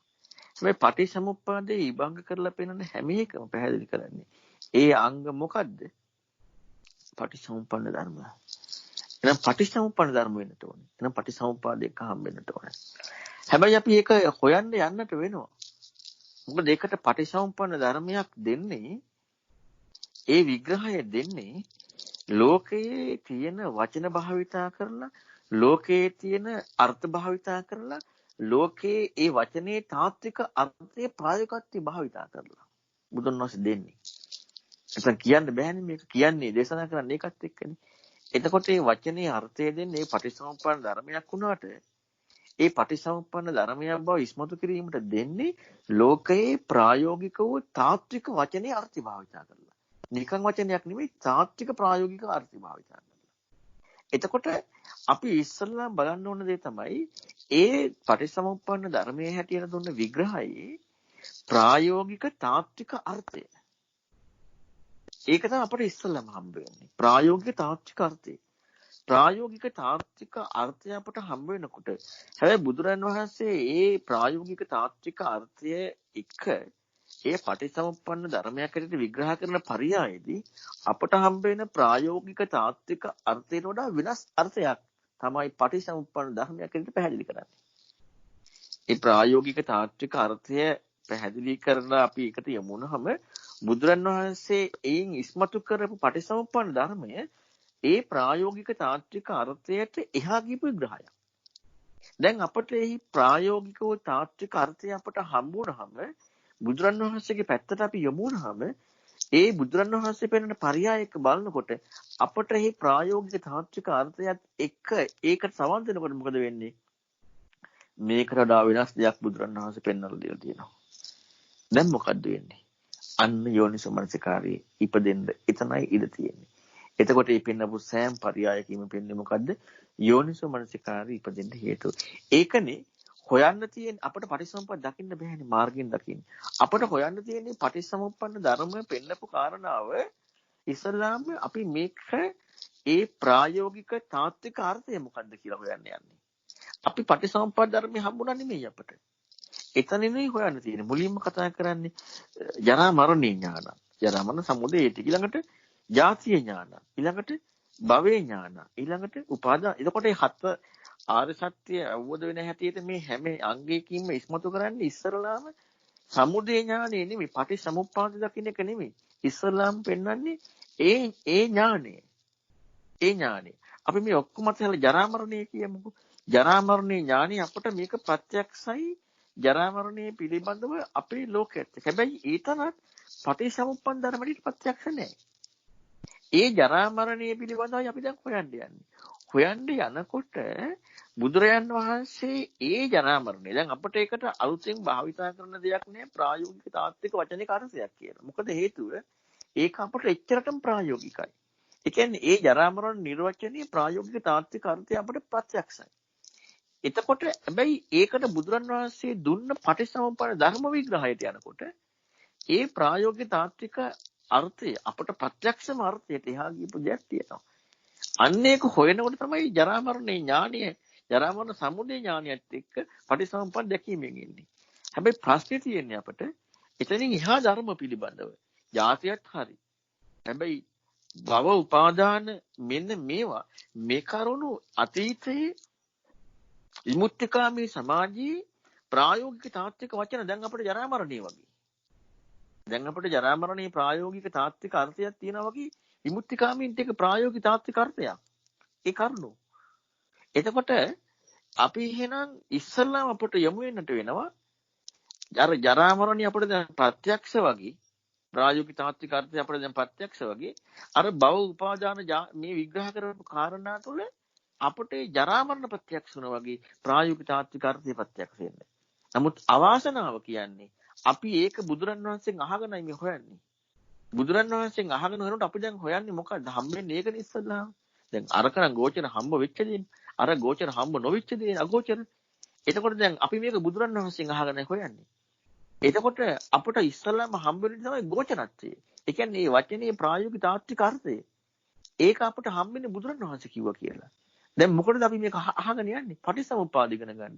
දැන් මොකටද අපි යන්නේ නිවන් දකින්නේ? දැන් අපට අලුත් දෙයක් හම්බ වෙනවා. අලුත් දේ ප්‍රායෝගික බවට හම්බ වෙනවා. සත්‍යයි කියලා හම්බ වෙනවා. මොකද කලින් ජරා මරණය කියන එක නම් සත්‍යයි කියලා හම්බෙන්න දෙයක් නෑ. ඒක හරි. දැන් මේක සත්‍යයි කියලා හම්බ වෙනවා. දැන් අපට යන දේ තමයි බෙන්න බුදුරන් වහන්සේගේ ධර්මය හම්බුණා කියලා. ඔන්න ඔක යවාසනාව කියන්නේ. බුදුරන් වහන්සේගේ ධර්මය හම්බුණා. හැබැයි හම්බුනේ මොකද්ද? අපට දැන් අගෝචර විමුක්තිකාමීන්ට ගෝචර ප්‍රායෝගික තාත්වික අර්ථය හම්බුනේ. ඒක බුදුරන් වහන්සේගෙන් ඇහිච්ච නිසා අපට හිතෙනවා අනේ බුදුරන් වහන්සේ ධර්මය හම්බුණා මේ නැත්ත කියලා. ඔන්න ඔතන හම්බවීමත් එක්ක අපි තව අවධානයෙන් හරියටම බැලුවොත් අන්න එතනයි තමයි බුදුරන් වහන්සේ වෙන පටිසමුප්පන්න ධර්මයේ ඉස්මතු කරලා පෙන්නන ඒ ප්‍රායෝගික තාත්වික අර්ථයට එහා ගියපු විග්‍රහයක් බුදුරන් වහන්සේ පෙන්නන්නේ. දැන් මේක ප්‍රායෝගික තාත්වික අර්ථයක් අපට හම්බ වෙච්ච තැනදී අන්න යෝනිසමනසිකාරට ඉඩ එන්නේ එතනදී. එතකන් යෝනිසමනසිකාරට ඉඩ එන්නේ නැහැ. ඔන්න ඔය විග්‍රහ ටික අපි හරියට නොදන්න ගැනීම තමයි ප්‍රශ්න තියෙන්නේ. මේ ධර්මපරයය හොයන්නේ. ඉතින් ඒ නිසා ඇත්තටම මේ කාරණාව පටිසම්පන්න ධර්මයක් හැටියට අර අපි හිතමු භවේනේ කතා කරේ භවේ ඥානය කියන කාරණාව භව සමුදය ඥානං කියන තැනත් එක්කම හම්බ වෙනවා. ඒතන පටිසම්පන්න දකින්න පටිසම්පන්න ධර්මයක් හැටියට හම්බ වෙනවා. එතකන් හම්බෙන්නේ නැහැ. තෙරුවන් සරණයි. මං කියපේක තේරුණාද දන්නේ. තෙරුවන් සරණයි ස්වාමීන් වහන්සේ. ඇත්තටම දැන් අර භවය කියන වචනය අපිට ඇහෙනකොට ඒක පාරිභාෂික වචනයක් වගේ නැහිනේ. එතකොට ඒක මේ අපේ දර්ශනයට සම්බන්ධ නැති අර භාෂිකයේ මේ අපි අලුතෙන් ඉගෙන ගන්න දැන් ඒ වගේම එකන්නේ අපිට විඥානය කියන වචනේ හැම එකත් නිකන් පාරිභාෂික අපි ගාව තියෙන දැන ගැනීමත් යන මේ කියලා තියෙන අපිට ඒකේ පාරිභාෂික බවකින් තමයි අපි අලුතෙන් ඉගෙන ගන්න යන්නේ වගේ අදහසක්. අනිත් එක තවත් ප්‍රශ්නයක් තියෙනවා ස්වාමීන් වහන්සේ මේ දැන් මේකේ දැන් ඇත්තටම අපිට අර ලෝක දර්ශනය තුළ මේකට හොඳ පැහැදිලි වෙන තැන තමයි මේ වේදනාව තණ්හාව ගැන ඔබ වහන්සේ ඊට කලින් විතර මේ ගැන විග්‍රහ කරලා තියෙනවා. ඒකෙදී මේ ලෝක දර්ශනය තුළ මේ අපිට හම්බෙන වේදනාව තණ්හාව පිළිබඳව දර්ශනයක් තියෙනවා. නමුත් පටිච්ච සමුප්පාදය තුළ බුදුරජාණන් වහන්සේ පෙන්වන්නේ මේ විමුක්තිය පිණිස මේ ඉක්මවීම පිණිස ඕන ඒ පටිච්චසමුප්පන්න දර්ශනය නේද? ඒ වගේ එකක් නේද? තෙරුවන් ඔව් ඇත්තට එතනත් එහෙම තමයි. දැන් අපි ඒක ඉදිරි කතා කරද්දී අපිට තව විස්තර කතා කරන්න පුළුවන්. ඉතින් අපි අර අපට ලෝක දැන් ඒක කොච්චර බලන්නකො කොච්චර මොඩකමක්ද කියලා මේ අඩුම විස්තරේවත් ඒක නැහැනේ. ඒ කියන්නේ තණ්හාව සහ වේදනාව කියන පටිසමුප්පාද විග්‍රහයවත් අපි ඒක ප්‍රායෝගික තාත්වික අර්ථයේ පැත්තකින් තියලා අඩුම විග්‍රහයවත් නැහැනේ. එතන සැප දුක්ඛ දුක්ඛ සුඛ වේදනා සහ කාම භව තණ්හා කියලා විග්‍රහයවත් නැහැනේ. ඒතර කොච්චරනම් අපි අඩුම විග්‍රහයටවත් නොයා අපි ඒක ගලපනවාද? එතකොට එහෙනම් බලන්න ඒකේ පෙන්නපු අර්ථයට යනවා කියන එක කොහොමනම් කරන්නද? අපි අඩුම විග්‍රහයට යන්නේ නැහැ. එතකොට එහෙනම් මේ සියලු දේම තියෙන දේ තමයි අපට දැන් භවයේ පිළිබඳව නම් අපි හරි පැවැත්ම කියන කාරණාව එක්ක අපට යම් කිසි මට්ටමකින් ඒ ප්‍රායෝගික තාත්වික අර්ථය හොයාගෙන යන්න ඉඩක් තියෙනවා. ඊළඟට බුදුරණවහන්සේ වෙන්න කාරණාව එක්ක යෝනිසමනසිකාරය උපදින්නේ. නමුත් අපේ බලන්න කොච්චර වැරදි කොහොනද කියලා තණ්හාව සහ වේදනාව පිළිබඳව බුදුරණවහන්සේ එහෙම විග්‍රහයක්වත් කරලා නැති තියෙද්දි අපි දන්න විග්‍රහයම ඒකට දාගන්නේ නැති. අඩුම ඒක එහෙම කියලාවත් නැහැ. එච්චරට බලන්නකො මේ අපි මුලා වෙන්නේ නැහැටි. ඒ කියන්නේ ඒක කොච්චර මුලාවක්ද? ඉතින් ඒ නිසා ඒක තමයි ප්‍රධානම ප්‍රශ්නේ. ප්‍රධානම ප්‍රශ්නේ තමයි අර මාළුන්ගේ සූත්‍රයේ තියෙන අර සක්කාය නිරෝධය පෙන්වන ධර්මයට කන් යොමු නොවෙන එක. කියන්නේ බුදුරණවහන්සේ පෙන්වපු සැබෑම දෙයට යොමු නොවි අපි ගෝචරත්වයකට යමු වෙන එක. ඒකයි ප්‍රධානම ප්‍රශ්නේ. තේරුවන් සරණයි. තේරුවන් සරණයි සොයනස් උතන දැන් පොඩි අදහසක් අවසනදී දැන් භාග්‍යවතුන් වහන්සේ දීලා තියෙන වචන කියන්නේ භාග්‍යවතුන් වහන්සේ ලෝකේ තියෙන වචන වලින් ඒවා මේ ධර්මතාවය පෙන්වන්න හදන උන්වහන්සේ ඒත් පාවිච්චි කරලා තියෙන වචන හැම දෙයක්ම අර්ථ සහිතයි ව්‍යංජන සහිතයි කියන එකේදී සොයනස් මට හැඟීමක් අවසනසේ උන්වහන්සේ කියන්නේ එක කියන්නේ අනවශ්‍ය කාරණා වලට නොයා අවශ්‍යම කාරණේට අවශ්‍ය වචනෙම විතරයි භාග්‍යවතුන් වහන්සේ පාවිච්චි කරලා තියෙන්නේ කියලා. ඒ කියන්නේ දැන් ත්‍රිපිටකයේ තියෙන වචනයක් පාසා සොයනස් අපි ඒක මොකක්ද අර්ථය කියන එක හොයන එකේ වටිනාකම එහෙමම තියනවා කියන එක හැඟීමක් තියෙනවා සොයනස්. ඒ කියන්නේ ඒක එච්චරටම වටිනවා කියන එක සොයනස්. ඒ කියන්නේ ඒකමයි පාර. ඒ කියන්නේ ඒක නිකන් අපිව මැද තියාගෙන අන්ත වලට නොඇටි තියාගන්න උන්වහන්සේ කරමු දෙයක්ද කියලා හිතෙනවා සොයනස්. තේරුවන් ඒක ඇත්ත. මම කියන ඉති සහ ඉදන් කියන නෝට් එකක් මම ගෙනත් පෙන්නුවේ කොච්චරනම් ඒකේ අර්ථය බලන්න කොච්චර වෙනස් වෙනවද අපි වැරදියට ගත්තොත්. එතකොට මේ ව්‍යංජන අපි අර්ථය පැත්තකින් නාමකෝ ව්‍යංජන කියන කාරණාව පිළිවෙල. එතකොට ඒ කියන්නේ මේ පිළිවෙලට මේ විග්‍රහ කිරීම ඒක ඉස්සල්ලාම තියෙන්නේ අර්ථ සහිතයි. නමුත් අර්ථ සහිත කියන කාරණාව අපට හම්බෙන්නට ඕනේනේ. අර්ථ සහිත කියලා දැනගෙන අපි අහන්න ඕනේ. හැබැයි අපි ව්‍යංජන සහිතයි කියන කාරණාව මේ විග්‍රහය මේ පැහැදිලි කිරීම ඒක එහෙනම් කොච්චරනම් ඒකේ අර්ථාන්විතව බුදුරණවහන්සේ පැහැදිලි කරලා තියෙන්නේ. පොඩි හරි අඩුවක් එක්ක වෙනස් කිරීමක් එක්ක ඉගෙනගත්ත කොච්චර වරදිනවද? මම ඒකයි නිතරම පුන පැහැදිලි කරන්නේ. අඩුම භාග්‍යතුන් වහන්සේගේ ධර්මයේ ඉස්පිල්ලක් වෙනස් කරන්න ගියොත් එතන මාර්ගය නැහැ. වෙන මොකොත් නෙවෙයි ඉස්පිල්ලක් වෙනස් කරන්න ගියොත් එතන මාර්ගය නැහැ. එච්චරට මේකට ශ්‍රද්ධාවයි අවශ්‍යයි. ඒ ශ්‍රද්ධාව කියන එක අසාමාන්‍යයි. අසාමාන්‍ය ශ්‍රද්ධාව. අසාමාන්‍ය ශ්‍රද්ධාව හැබැයි බාහිර දෙයක් නෙමෙයි. අන්න ඒකයි අර බ්‍රහ්මජාල සූත්‍රයේ පැහැදිලි කරේ. අන්නේ අසාමාන්‍ය ශ්‍රද්ධාව තියෙනට ඕනේ. විස්තරයට විග්‍රහයට කියපු කරන දේ නෙමෙයි. කියලා කරන දේ නෙමෙයි. පැහැදිලි කරන දහම් පරියායට. අපිට අපි විශ්වාස කරන්නේ කියලා කරන දේ අපට හම් වෙන දෙයට. ඒක ඉතින් ඒක බුදුරණවහන්සේ ඕන කෙනෙකුට කරන්න පුළුවන් දෙයක් කියන්නේ ලෝකයට ගෝචර නිසානේ. ඒ දැන් සීල සංවරය, සමාධි සංවරය, යම් සංවර සබ්බහව ඕන කෙනෙකුට කරන්න පුළුවන්. නමුත් අරක ඕන කෙනෙකුට කරන්න පුළුවන්ද? බෑ. අන්න ඒක තමයි අර මාළුන්ගේ සුත්‍රය පැහැදිලි කරන්නේ. ඒක කරන්න බෑ ඔක්කොටම. අන්න ඒකත් එක්කයි ශ්‍රද්ධාව විශ්මතු වෙන්නට ඕනේ. ඉතින් ඒ නිසා ඇත්තට මේ විදිහට බලන්නට ඕනේ නැත්තම් හිම්ම නැස්නොත් ඉවරයි. තේරුම් ගන්නයි. තෙරුවන් සරණයි ස්වාමීන් වහන්සේ. දැන් මෙතන අර මේ ඉස්සල්ලා කිව්වා දැන් අපි මේ භවය කියලා මොකක්ද කියලා ඒක හොයන්න යනකොට දැන් අර භවේ ඥානං කියන එකට හරිය අපි හොයනකොට ඒක අපිට ඉස්සල්ලාම අවස්ථාවක් එක්ක හම්බ වෙනවනේ ගෝචරත්වයත් එක්ක. ඊට පස්සේ ඒකෙනුත් එදිලා දැන් අර මේ ධර්මය අහනකොට ඒක ඊට පස්සේ ගති ස්වභාවයක් විදිහට කියලා අපිට හම්බ වෙනවා. ඊට පස්සේ දැන් අපි මේ ගති ස්වභාවය කියන එකේ සමහර වෙලාවට එල්බගෙන ඉන්නවා මේක ගති ස්වභාවයක් කියලා. නමුත් දැන් අර වහන්සේ මේ තන අර කියුණා මට ඒ සූත්‍රේ නම මතක නැහැ මේ අර පැවැත්ම පිරිසිදු දකින්නවා කියනකොට එතන අර තණ්හාව ඉක්මවනවා පැවැත්ම තියෙන්නේ කියන්නේ නන්දියක් කියන එක ගැන මේ අර එතන අර භූතස්ස කියලා මේ වචනයක් කිව්වා දැන් ඒ ඇත්තට මෙතන භූතස්ස කියන කොට දැන් හට ගන්න දෙයක් කියන එකක් කියන ඒ අර්ථයත් එක්කම ඒ දැන් ගති ස්වභාවයේ අපිට තේරුණා නම් ඒකත් අර භූතස්ස කියන වචනේ එයත් එක්ක එනකොට මේකත් ඉපදෙන එකක් කියන අනේ පැත්තට අපි තව මේ හොයන්න යමු වෙන එක ගැන පොඩ්ඩක් විස්තරයක් කරන්න ස්වාමීන් වහන්සේ මට හිතෙන ඒ පැත්තට ඒ වචනයෙන් ගොඩක් අපිට ඉස්සරහට තව ගොඩක් පරාසයක් මේ එනවා කියලා මේ හිතන්න තේරුම් ගන්න. සිරවන්සරණයි. ඔව් ඇත්තටම ඒක එහෙම තමයි. ඊළඟට අර ගති ස්වභාවය කියනකොට ඇත්තට බුදුරණවහන්සේ පෙන්වන්නේ මේ කාරණාව නම් සංකත ධර්මයක් හැටියට මොකද විඥාන ගතියක් කියලා හම්බෙන්නේ නැහැ නේ විඥානේ ප්‍රඥාවෙන් දැන ගැනීමක් නැතුව. එතකොට ඒක හම්බෙන්නම් සංකත ධර්මයක් පටිසම්පන්න ධර්මයක් හැටියට පටිසම්පදේ හම්බවීමත් එක්ක. එතෙන් අපි ලේබල් කිරීමක් විතරයි. ඒක පටිසම්පන්න ධර්මයක් එක්කම නිර්වචනය වෙන එක. එතකොට දැන් අර යෝනිසෝමනසිකාරය දැන් ඉපදෙන තැනදී අපි තම භවයේ පිළිබඳව තේරුම් ගන්න බුදුරණවහන්සේ වෙන පරියායට යමු වෙලා ප්‍රත්‍යක්ෂ වූ තාත්වික අර්ථයත් එක්ක හොයාගෙන යනකොට ඒකේ ඒට යහා කියපු දියක් පෙන්වන්න තැනදී බුදුරණවහන්සේ කියපු කාරණාවට යෝනිසෝමනසිකාරය උපදිනවා.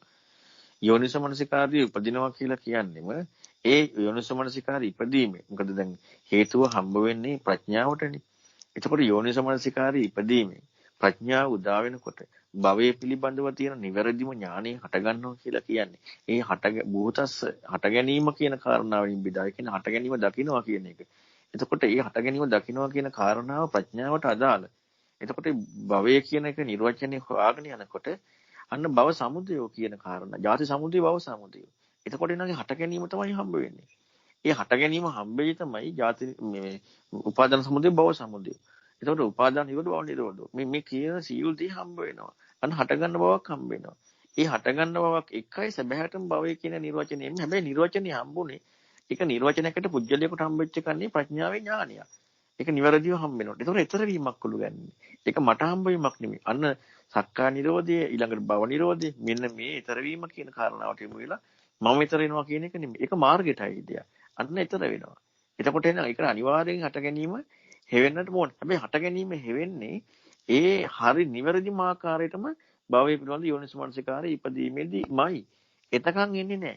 එතකන් අපි මොන විදියට තේරුම් ගත්තත් ඒක භව කියන එක නැත්නම් අපි තුන් පංචපාස්කන්ධ අපි විඥානේ ඒක ගතියක් හැටියට නෙමෙයි. කියන්නේ ඒක අපි අපිට තේරුම් ගත්ත එකම වැරදි තාම.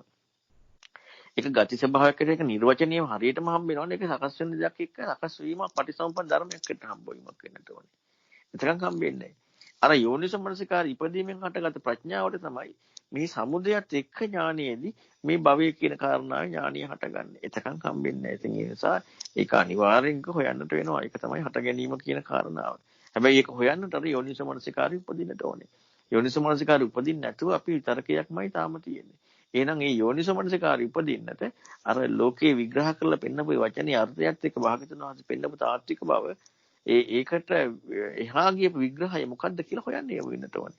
ඒක හොයන්න යමු වෙන්න බුදුරණවහන්සේ ධර්මයේ හරියට ඇහෙන්නට ඕනේ. අන්න යෝනිසමනසිකාරය උපදිනවා. එතනින් තමයි අර ඇත්තටම චක්කුමන්තව පස්සති වෙන්නේ. අන්න ඇසත කෙනා දකිනවා වෙන්නේ. අන්න හටගත්තා කියලා දකින්නේ අන්න එතනදී. එතකන් වෙන්නේ නැහැ.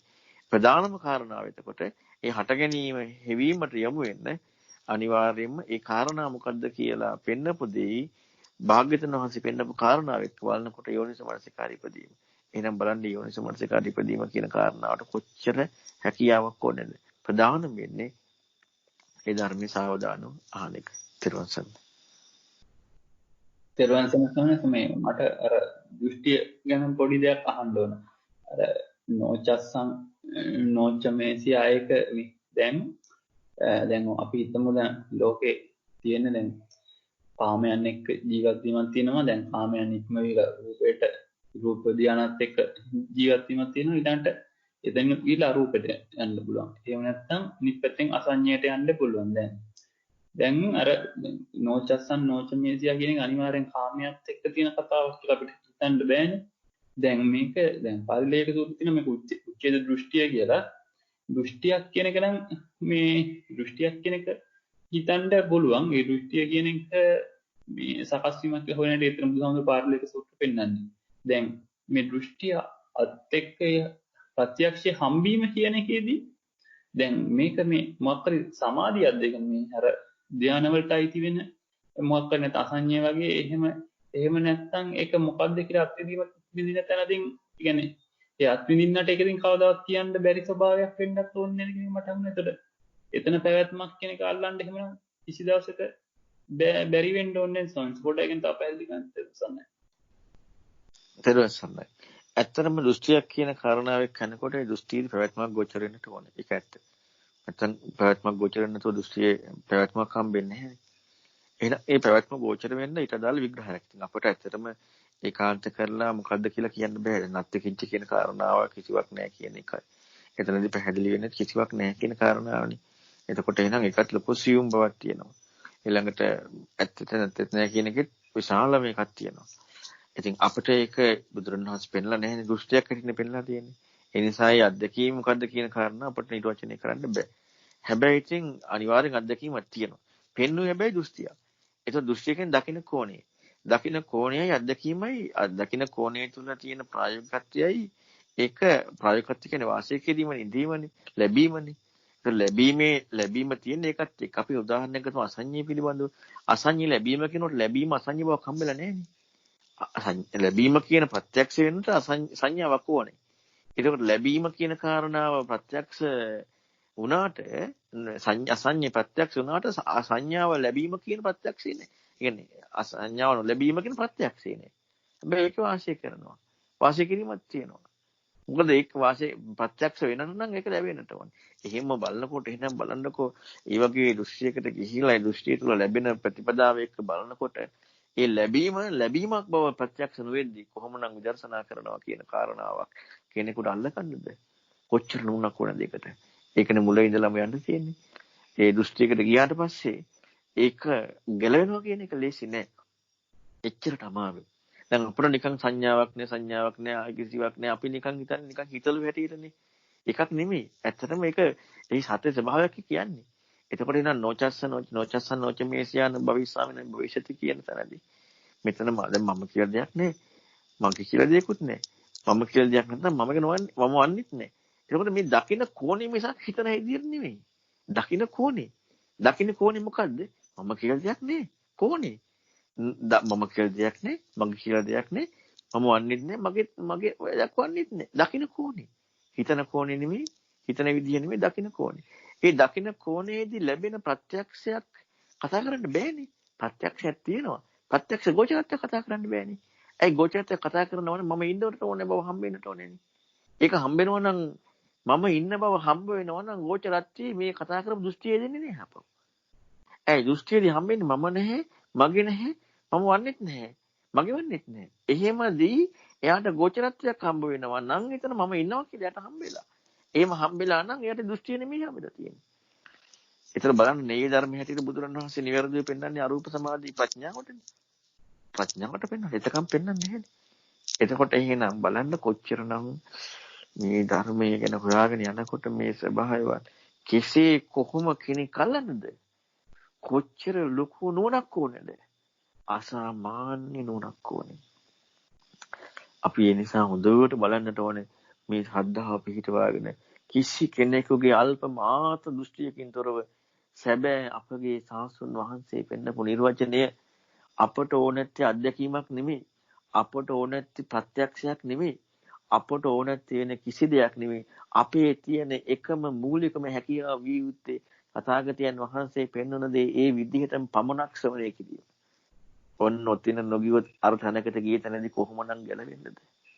අපරාධිනේද අපේ අවස්ථාව.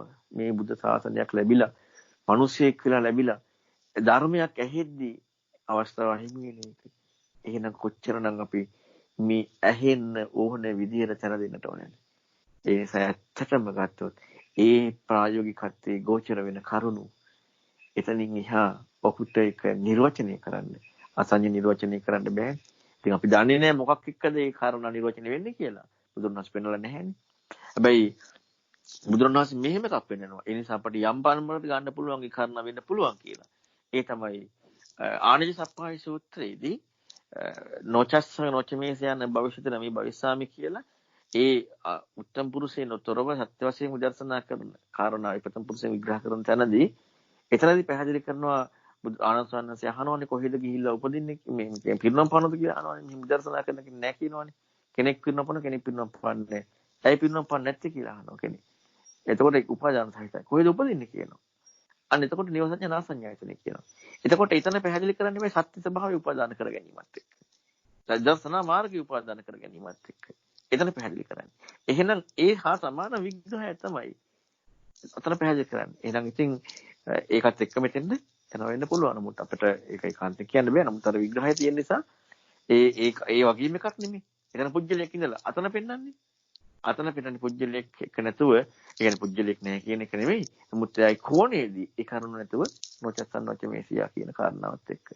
ඉතින් ඒ නිසා අපේ ප්‍රධානම කාරණාව විය යුතුයි නිවැරදිව බුද්ධ වචනේ ඉගෙන ගැනීම. ඊට පස්සේ සර්වන් සනතන බොම්පින් සනන තව එකක් මට නිකන් හිතෙනවා මෙහෙම දැන් අර පුත්ජන කෙනෙකුත් ඉන්නවනේ භවයේ පිළිකුල් කරන දැන් එහෙම භවයේ පිළිකුල් කරනවා කියද්දී දැන් එයා දැන් අපි හිතමු දැන් කරන ප්‍රතිපදාවක් හරි මොකක් හරියක් එක්කනේ හම්බෙන්නේ දැන් ඒ කියන්නේ එයාට හම්බෙන්නේ දැන් මෙහෙම කිව්වොත් ඔන්න දැන් දැනගන්න ඉන්න තමයි මේ ඔක්කොම ප්‍රශ්න නැත්නම් මේ හඳුනා ගන්න ඉන්න තමයි මේ ඔක්කොම ප්‍රශ්න කියලා දැන් එයාට ලෝකයේ තුල හම්බුණා කියලා හිතමුකෝ දැන් එයා දැන ගැනීම නැති කරන්න ගියොත් විඳීම නැති කරන්න ගියොත් ඒ කියන්නේ දැන් භවයට කලකිරලා තියෙන පැවැත්මක් හම්බෙන්නේ ඒත් එක්කමනේ නමුත් දැන් එහෙම කරන්න ගියාට කරන්න ඕන ප්‍රශ්නේ ඒක නෙමෙයි නේද ඉස්සල්ලාම දැන් මොකෝ දැන් දැන ගැනීම නැති කරන එක හරි දැන ගැනීම ඉක්මන එක තමයි මේ ඇත්තටම සප්පා නිරෝධය තමයි දැන් වැදගත් වෙන්නේ නමුත් දැන් සප්පා නිරෝධය කියලා නෙමෙයි නෑ කරන්නේ මම මැදිහත්ව දැන ගැනීම නැති කරන්න යන්නේ මම මැදිහත් වෙලා විදීම් නැති කරන්න යන්නේ දැන් එතකොට දැන් එයා භවයේ කලකිරීම කීවට දැන් හිතමු මෙහෙම නෑ මේ ඇත්තටම ප්‍රශ්නේ තියෙන්නේ එතන නෙමෙයි ප්‍රශ්නේ තියෙන්නේ දැන ගැනීම තමන් කියලා ගත්ත එක නැත්නම් දැන ගැනීමෙන් තමන් හටගත්ත තමන් තුළ දැන ගැනීම. ඒතර දැන් මෙයා උත්තරේ හොයලා තියෙන්නේ ඇත්ත ප්‍රශ්නෙට නෙමෙයි. ප්‍රශ්නේවත් තේරෙලා නැහැ. ප්‍රශ්නේ නෙමෙයි ප්‍රශ්නෙන් තුලින් ගත්ත වෙන ප්‍රශ්නයකට හොයලා තියෙන්නේ. එතකොට එයාට හම්බෙන එක එයා හිතුවේ නැති වුණා මේ භවයේ පිළිකුල් කරාට මේ වැරදි ප්‍රශ්නයකට උත්තරයක් හොයලා තියෙන්නේ ස්වාමීන් වහන්සේ. තව පොඩ්ඩක් මේ ප්‍රශ්නය ඉස්සෙල්ලා මේ ප්‍රශ්නේ තේරුම් ගන්නවා කියන එක මම හිතන්නේ මේ ලේසි දෙයක් නෙමෙයි. කොච්චර හෙව්වත් හම්බෙන්නේ මේ තියෙන ප්‍රශ්නේ නෙමෙයි වෙන ප්‍රශ්නයක්. ඒක හින්දා තව ටිකක් පැහැදිලි කරන්න ස්වාමීන් වහන්සේ. ඒක නම් ඇත්ත. ඒ කියන්නේ දැන් අපි වුණත් බලන්නකො හොඳට මොකක් හරි දැනගත්තාම පුදුම වදයක් නේ කියලා ඒ දැන ගැනීම ඉක්මවන්නනේ භව නිරෝධය කියලා හොයන්නේ. ඒ දැන ගැනීම ඉක්මවන්න. හැබැයි ප්‍රශ්නේ තියෙන්නේ දැන ගැනීම ඉක්මවන්න දඟලන්නේ මමනේ. දැන ගැනීම ඉක්මවීම කැමති වෙන්නේ මමනේ. දැන ගැනීම කියන කාරණාව මොකද්ද කියලා බුදුරණවහන්සේ වෙන විග්‍රහයක හොයාගෙන යනකොට බුදුරණවහන්සේ පැහැදිලි කරපු පරියායේදී දැන ගැනීම හොයනකොට යෝනිසෝ මනසිකාරයක් ඉපදින්නට ඕනේ. දැන ගැනීම ඉක්මවීම නෙමෙයි කල යුත්තේ. දැන ගැනීම මොකද්ද කියලා බුදුරණවහන්සේ වෙන්නපු කාරණාව එක්ක බලන්නට ඕනේ. එතනදී යෝනිසෝ මනසිකාරය ඉපදින්නටයි සිදු විය යුත්තේ. දැන ගැනීම හම්බ වීමවත් දැන ගැනීම ඉක්මවීමවත් නෙමෙයි. දැන ගැනීම ගැන බුදුරණවහන්සේ පෙන්නපු විග්‍රහය මොකද්ද කියලා හොයන එක. ඒකනේ පටිපුච්ඡා විනිතා කියන වචනයකුත් තියෙන්නේ. පෙරලා ප්‍රශ්න කරලා හික්මින ප්‍රතිපදාව. එතකොට එහෙම යනකොට යෝනිසෝ මනසිකාරයක් ඉපදෙන තැනදී ඒ දැන් හරියට ධර්මය අහනවා කියන එකේ කාරණාව. දැන් හරියට අහන්න නැතුවනේ මේ හම්බෙච්ච දේ අයින් කරන්න සහ ඒක නැති කරන්න හදන්නේ. හරියට ඇහුණා නම් ඒක මොකද්ද කියන කාරණාව නැවතත් හොයන්න තියෙන්නේ. අන්න සක්කායනේ හොයන්න තියෙන්නේ. එතකොට මේක මොකද්ද කියලා හොයන්න යෝනිසමනසිකාරයක් උපදින්න ඉඩක් එනවනේ. යෝනිසමනසිකාරයක් උපදින්න ඉඩක් එනකොට මොකද වෙන්නේ? අන්න එතනදි තමයි මේ සක්කාය දිට්ඨිය කියන කාරණාව හම්බ වෙන්නේ. ඒ කියන්නේ මේ දැන ගැනීම කියන කාරණාව තමන් කියලා මෙන්න මේ ගැනීමේ කාරණාව ඒ උපදින එකක්. ඒ උපදින හැටි මේ හැම එකක්ම හම්බෙන්නේ එකත් එක. අන්න එතකොටයි සක්කාය දිට්ඨිය බැස ගැනීම ඉක්මවන්නේ. අන්න එතකොටයි සක්කාය දිට්ඨි සංයෝජනයක් වෙන්න තියෙන ඒක ප්‍රහාණය ඕරම්බගේ සංයෝජනයක් වෙන්න තියෙන ඉස්සරහට යන්න පුළුවන් වෙන්නේ. ඒක ප්‍රහාණය කරන්න. ඒ යෝනිසමනසිකාරය ඉපදුණා. මොකක් එක්කද? දැන ගැනීම මොකක්ද කියලා බුදුරණවහන්සේ පෙන්න පරියය හොයද්දි නිසා දැන ගැනීම ඉක්මවීම සහ දැනගෙන නැති කිරීම සහ දැන ගැනීමෙන් අයින් වීම කියන කාරණාවෙන් තොරව දැන ගැනීම මොකක්ද කියන එක හොයන්න යොමු. එතනදී සක්කාය දිට්ඨිය හම්බ වෙනවා. අපි දැන ගැනීම අයින් කරන්න හොඳට බලන්නකො අපිට ආපු හැම එකක්ම අයියෝ මෙහිම දැනගත්තා මේකෙන් අයින් වෙන්න ඕනේ හදන්නේ. ඒක මොකක්ද කියලා හොයන්න නෙමෙයි. ඒක මොකක්ද කියලා අපට ඕන විදිහට හොයන්නත් නෙමෙයි. ඒක මොකක්ද කියලා අපට ඕන විදිහට හොයන්න ගිහිල්ලා අපි ඊළඟට බුදුරණවහන්සේගේ ධර්මයට එමුණාම අන්න යෝනිසමනසිකාරයක් ඉපදිලා මාර්ගයේ වූ ප්‍රඥාවටයි මේ දැන ගැනීම කියන කාරණාව තමා කියන කාරණාවක් එක්ක හම්බ වෙලා අන්න එතනදී ඒ වැරද්දෙන් ඉක්මවන්නට හොයන්නේ. එතකම්ම අපි අර වෙන කෝණවලට යනවා. ඇත්තටම ප්‍රශ්නේ තේරුම් ගන්න අමාරුයි. ඇයි? ප්‍රශ්නේ තේරුම් ගන්න අමාරු බුදුරණවහන්සේගේ ධර්මයේ විදිහට අහන්න තිකම. අර මාළුන්ගේ සූත්‍රය කියන්නේ මේකයි. ඒකයි ප්‍රධානම හේතුව. ඒ විදිහට අහනකොට ප්‍රශ්නය අලුත් ප්‍රශ්නයක් තේරුම් ගන්න දෙයක් නෑ හරියට අහනවනම්. අහපු තැනදිම සැබෑවටම හරි ප්‍රශ්නයක් අහු වෙනවා ප්‍රශ්නෙකුත් හම්බ වෙනවා ප්‍රශ්නෙන් යෝනිසමනසිකාරයක් උපදිනවා. අන්න එතනදී ප්‍රඥාවේදී මේ සත්‍ය දක්න වැඩි පිළිවෙලට යමු වෙන්නේ. ඉතින් ඒක නිසා ඒක අපි හොඳට තරයේ මතක තියාගන්නට ඕනේ. ඊට සරණයි. තෙරුවන් සරණයි. ගොඩක් පිං. තෙරුවන් සරණයි ස්වාමීන් වහන්සේ. දැන් ඔය මේ විමුක්තිකාමයේ ගැන කතා කරනකොට මට හිතුනේ දැන් බුදුරජාණන් වහන්සේගේ කාලේ ඉන්දියාවේ මේ කාමභෝගී පිරිසක් හිටියා විමුක්තිකාමීන් පිරිසක් හිටියා. බුදුරජාණන් වහන්සේ ওই දෙගොල්ලටම ධර්මයේ දේශනා කළා. ඒ දෙගොල්ලම අතර පිරිසක් අවබෝධ කළා පිරිසක් අවබෝධ කළේ නෑ. දැන් හොඳම උදාහරණයක් තමයි කේමා බිසෝන් වහන්සේ. බුදුරජාණන් වහන්සේ දකින්නවත් කැමති වුණ නැති කාමභෝගී ජීවිතයක මානසිකත්වයේ තිබ්බ කෙනෙක්. හැබැයි ප්‍රඥාවෙන් අග්‍ර කෙනෙක්. ඒකෙන් අපිට තේරෙන්නේ ස්වාමීන් වහන්සේ මේ කෙනෙකුට මේ ධර්මය අහනකොට යෝනිසෝ මනසිකාරයට පැමිණෙන්න පුළුවන් හැකියාව නේද මෙතන වැදගත් වෙන කාරණේ කියලා. තෙරුවන් සරණයි ස්වාමීන් වහන්සේ. තෙරුවන් සරණයි. ප්‍රධානම හැකියාව ඒක තමයි. ඒකයි හැකියාව නැති තැනදී සිදු වෙන්නේ නැහැ. අනිත් එක තමයි දැන් කාමභෝගී අයත් කතා කරන බුදුරණවහන්සේ සාමුක්ඛාංශික දේශනාව කරන්න මත්තෙන් ඒතරවා සත්‍ය ධර්මයෙන් විග්‍රහ කරන්න මත්තෙන් දාන කතා සීල සග්ග කතා කාමානං ආදීනෝ නෙක්ඛම්මානි සංස කියන මේ සියල්ලක්ම ඉස්මතු කරලා පෙන්නනවා අනුපිළිවෙල කතාව. එතකොට ඒ අයට ඒ තුලින් විමුක්තිකාමීත්වයේ තියෙන වැදගත්කම ඒ ස්වභාවය මතු කරලා පෙන්නනවා. එතකොට ඒත් හැකියාව තියෙන කෙනාට එතකොට ඒක මතු කරලා පෙන්වීමත් එක තමයි විමුක්තිකාම හොයන කෙනාට ඔක පෙන්වන්න ඕනේ නැහැනේ. විමුක්තිකාමී කෙනාට එයා දන්නවා. එයාට කෙලින්ම ඒ විමුක්තිය හොයන කෙනාට කතා කරන්න පුළුවන්. නමුත් විමුක්තිකාමී බව නැති කෙනාට අන්න මේ අනුපිළිවෙල කතාවෙන් විමුක්තිකාමී බව කුළු ගන්නලා ඉස්මතු කරලා පෙන්නලා ආමුඛාංශික දේශනා ඉදිරිපත් කරනවා. එතකොට ඒ වෙනකොට එයාට ඒ කාරණා ඉදිරිපත් කරන්නෙම එයාගේ හැකියාවත් එක්ක ඊට අදාළවයි සාමුඛාංශික දේශනා පැහැදිලි කරන්නේ. අන්න එතනදී ඒ යෝනිසමනසිකාරයෙන් උපදීමෙන් ඉතර වෙනවා.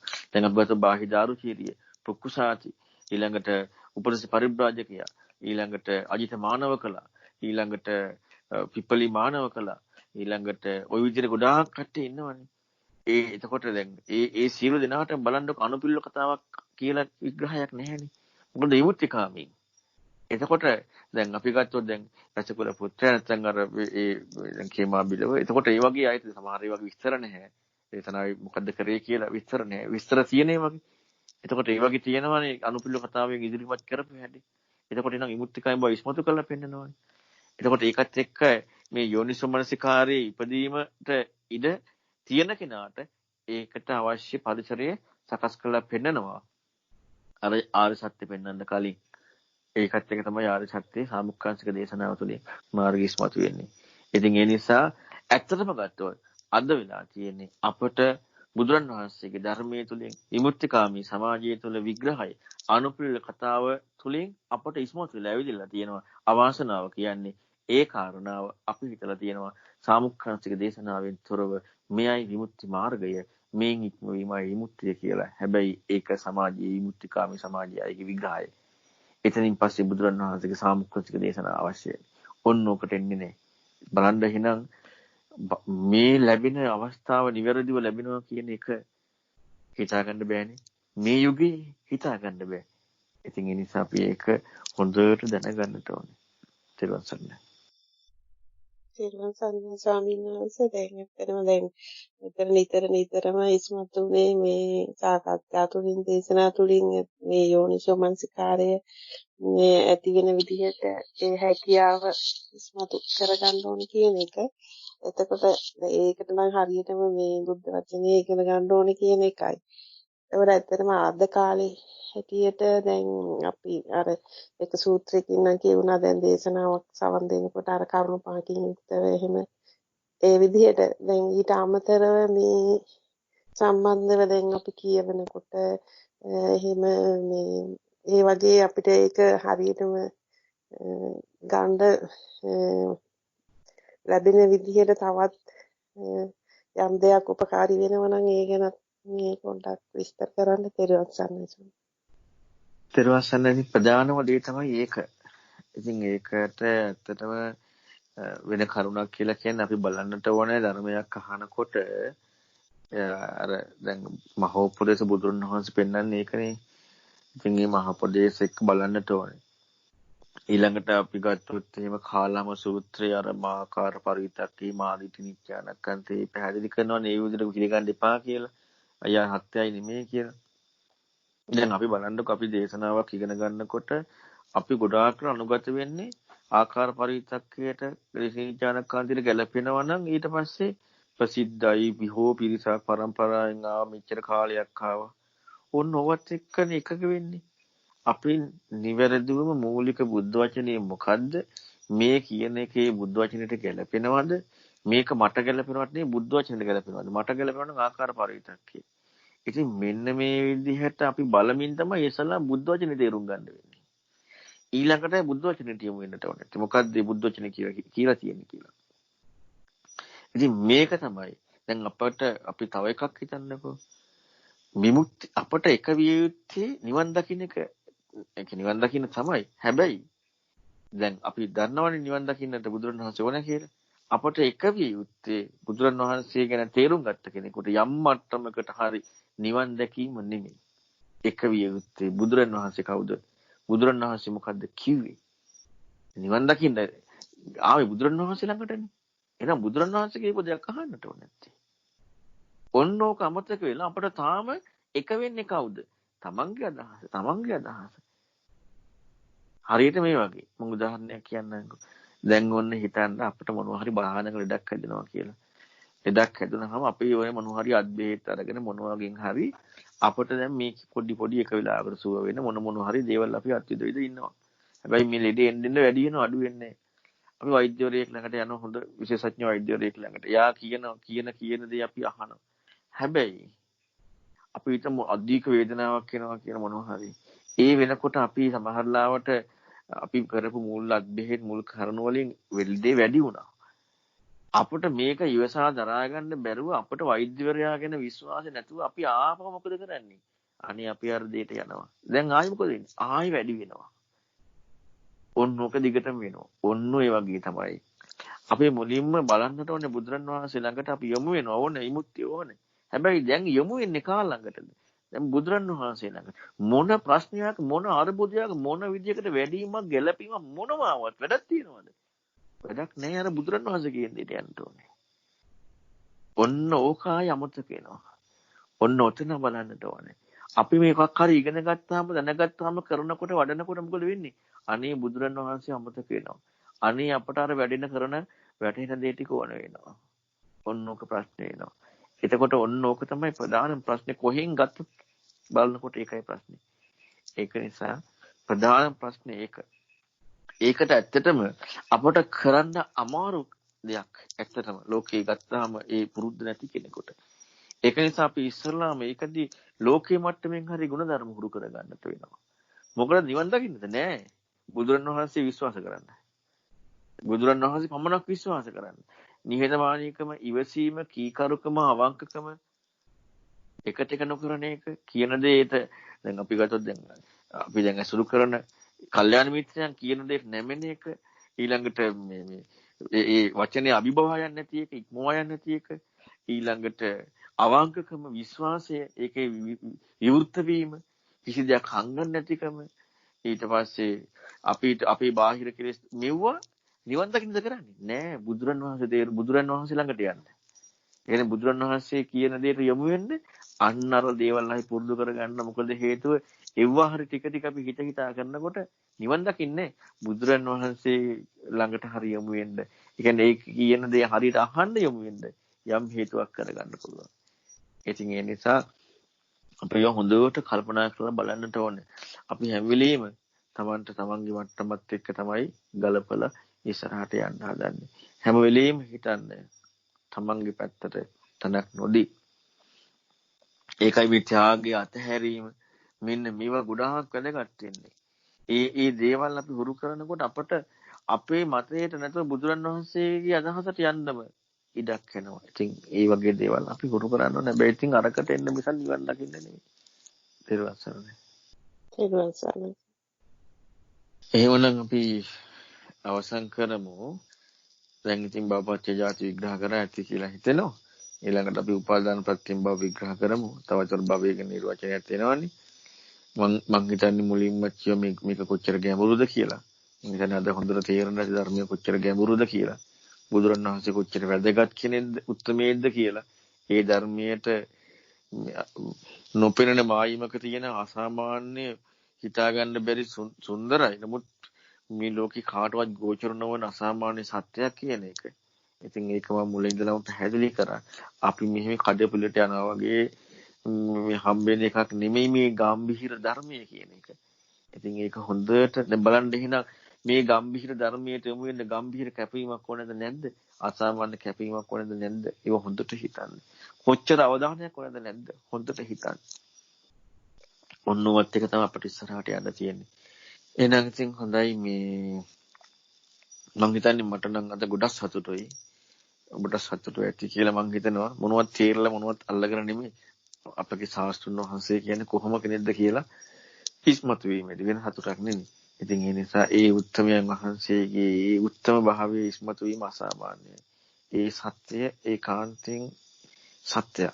ඉතින් ඒ උත්තමයාගේ උතුම් සත්‍ය අනුභවයෙන් ඒ වගේම ඒ උත්තමයා ඉදිරිපත් කරමි අසහාය විග්‍රහය හිතා ගන්න බෑ. ඉතින් ඒ අසහාය විග්‍රහය වන ධර්මයේ උතුම් සත්‍ය අනුභවයෙන් ඒ වගේම මේ අසාමාන්‍ය සත්‍යයට යමු ප්‍රතිපදාවට යමු උත්තමිය සුපටිපන්නාදී ගුණයන්ගේ උත්තමයන්ගේ ගුණය ඒකාන්තයෙන් සත්‍යයි. ඉතින් ඒ සියලු සත්‍ය අනුභවයෙන් ඒ වගේම මම අවංකවමයි බුදුරන් වහන්සේගේ ධර්මයේ ඉස්මතු කරන්න ඕනේ කියන අදහසින්මයි මේ ධර්ම කතා කරන්නේ. ඕන කෙනෙකුට ඕන විදිහකට මම මේ කියන කාරණා තුල බුදුරන් වහන්සේ කියන එකට මෙතනින් වැරදි කියලා කියනවා නම් මම නිහතමානීව පිළිගන්නවා. මොකද හේතුව මම ඉස්පිල්ලක්වත් භාග්‍යතුන් වහන්සේගේ ධර්ම වෙනස් කරන්න කැමති නැහැ. ඉතින් ඒ නිසා අවංකවම මේ ධර්මම කතා කරන එක ඒකාන්තයෙන් සත්‍යයි. ඒ වගේම අපි තුල හටගන්නා වූ මේ මෛත්‍රී ආනුභාවය, බුද්ධානුස්සති ආනුභාවය, ධම්මානුස්සති, සංඝානුස්සති ආනුභාවය, අප තුල හටගන්න පුණ්‍ය අනුභවය, මේ සියලු සත්‍ය අනුභවයෙන් මේ ලෝකයට උදා වී තිබෙන මේ කොරෝනා වසංගත බිය, ශ්‍රී ලංකාවට උදා වී තිබෙන මේ කොරෝනා වසංගත බිය සම්පූර්ණයෙන් දුරු වී සියලු දෙනාටම සතුටින් වාසය කරන්න හැකියාව ලැබේවා. සියලු දෙනාටම තෙරුවන් සරණයි.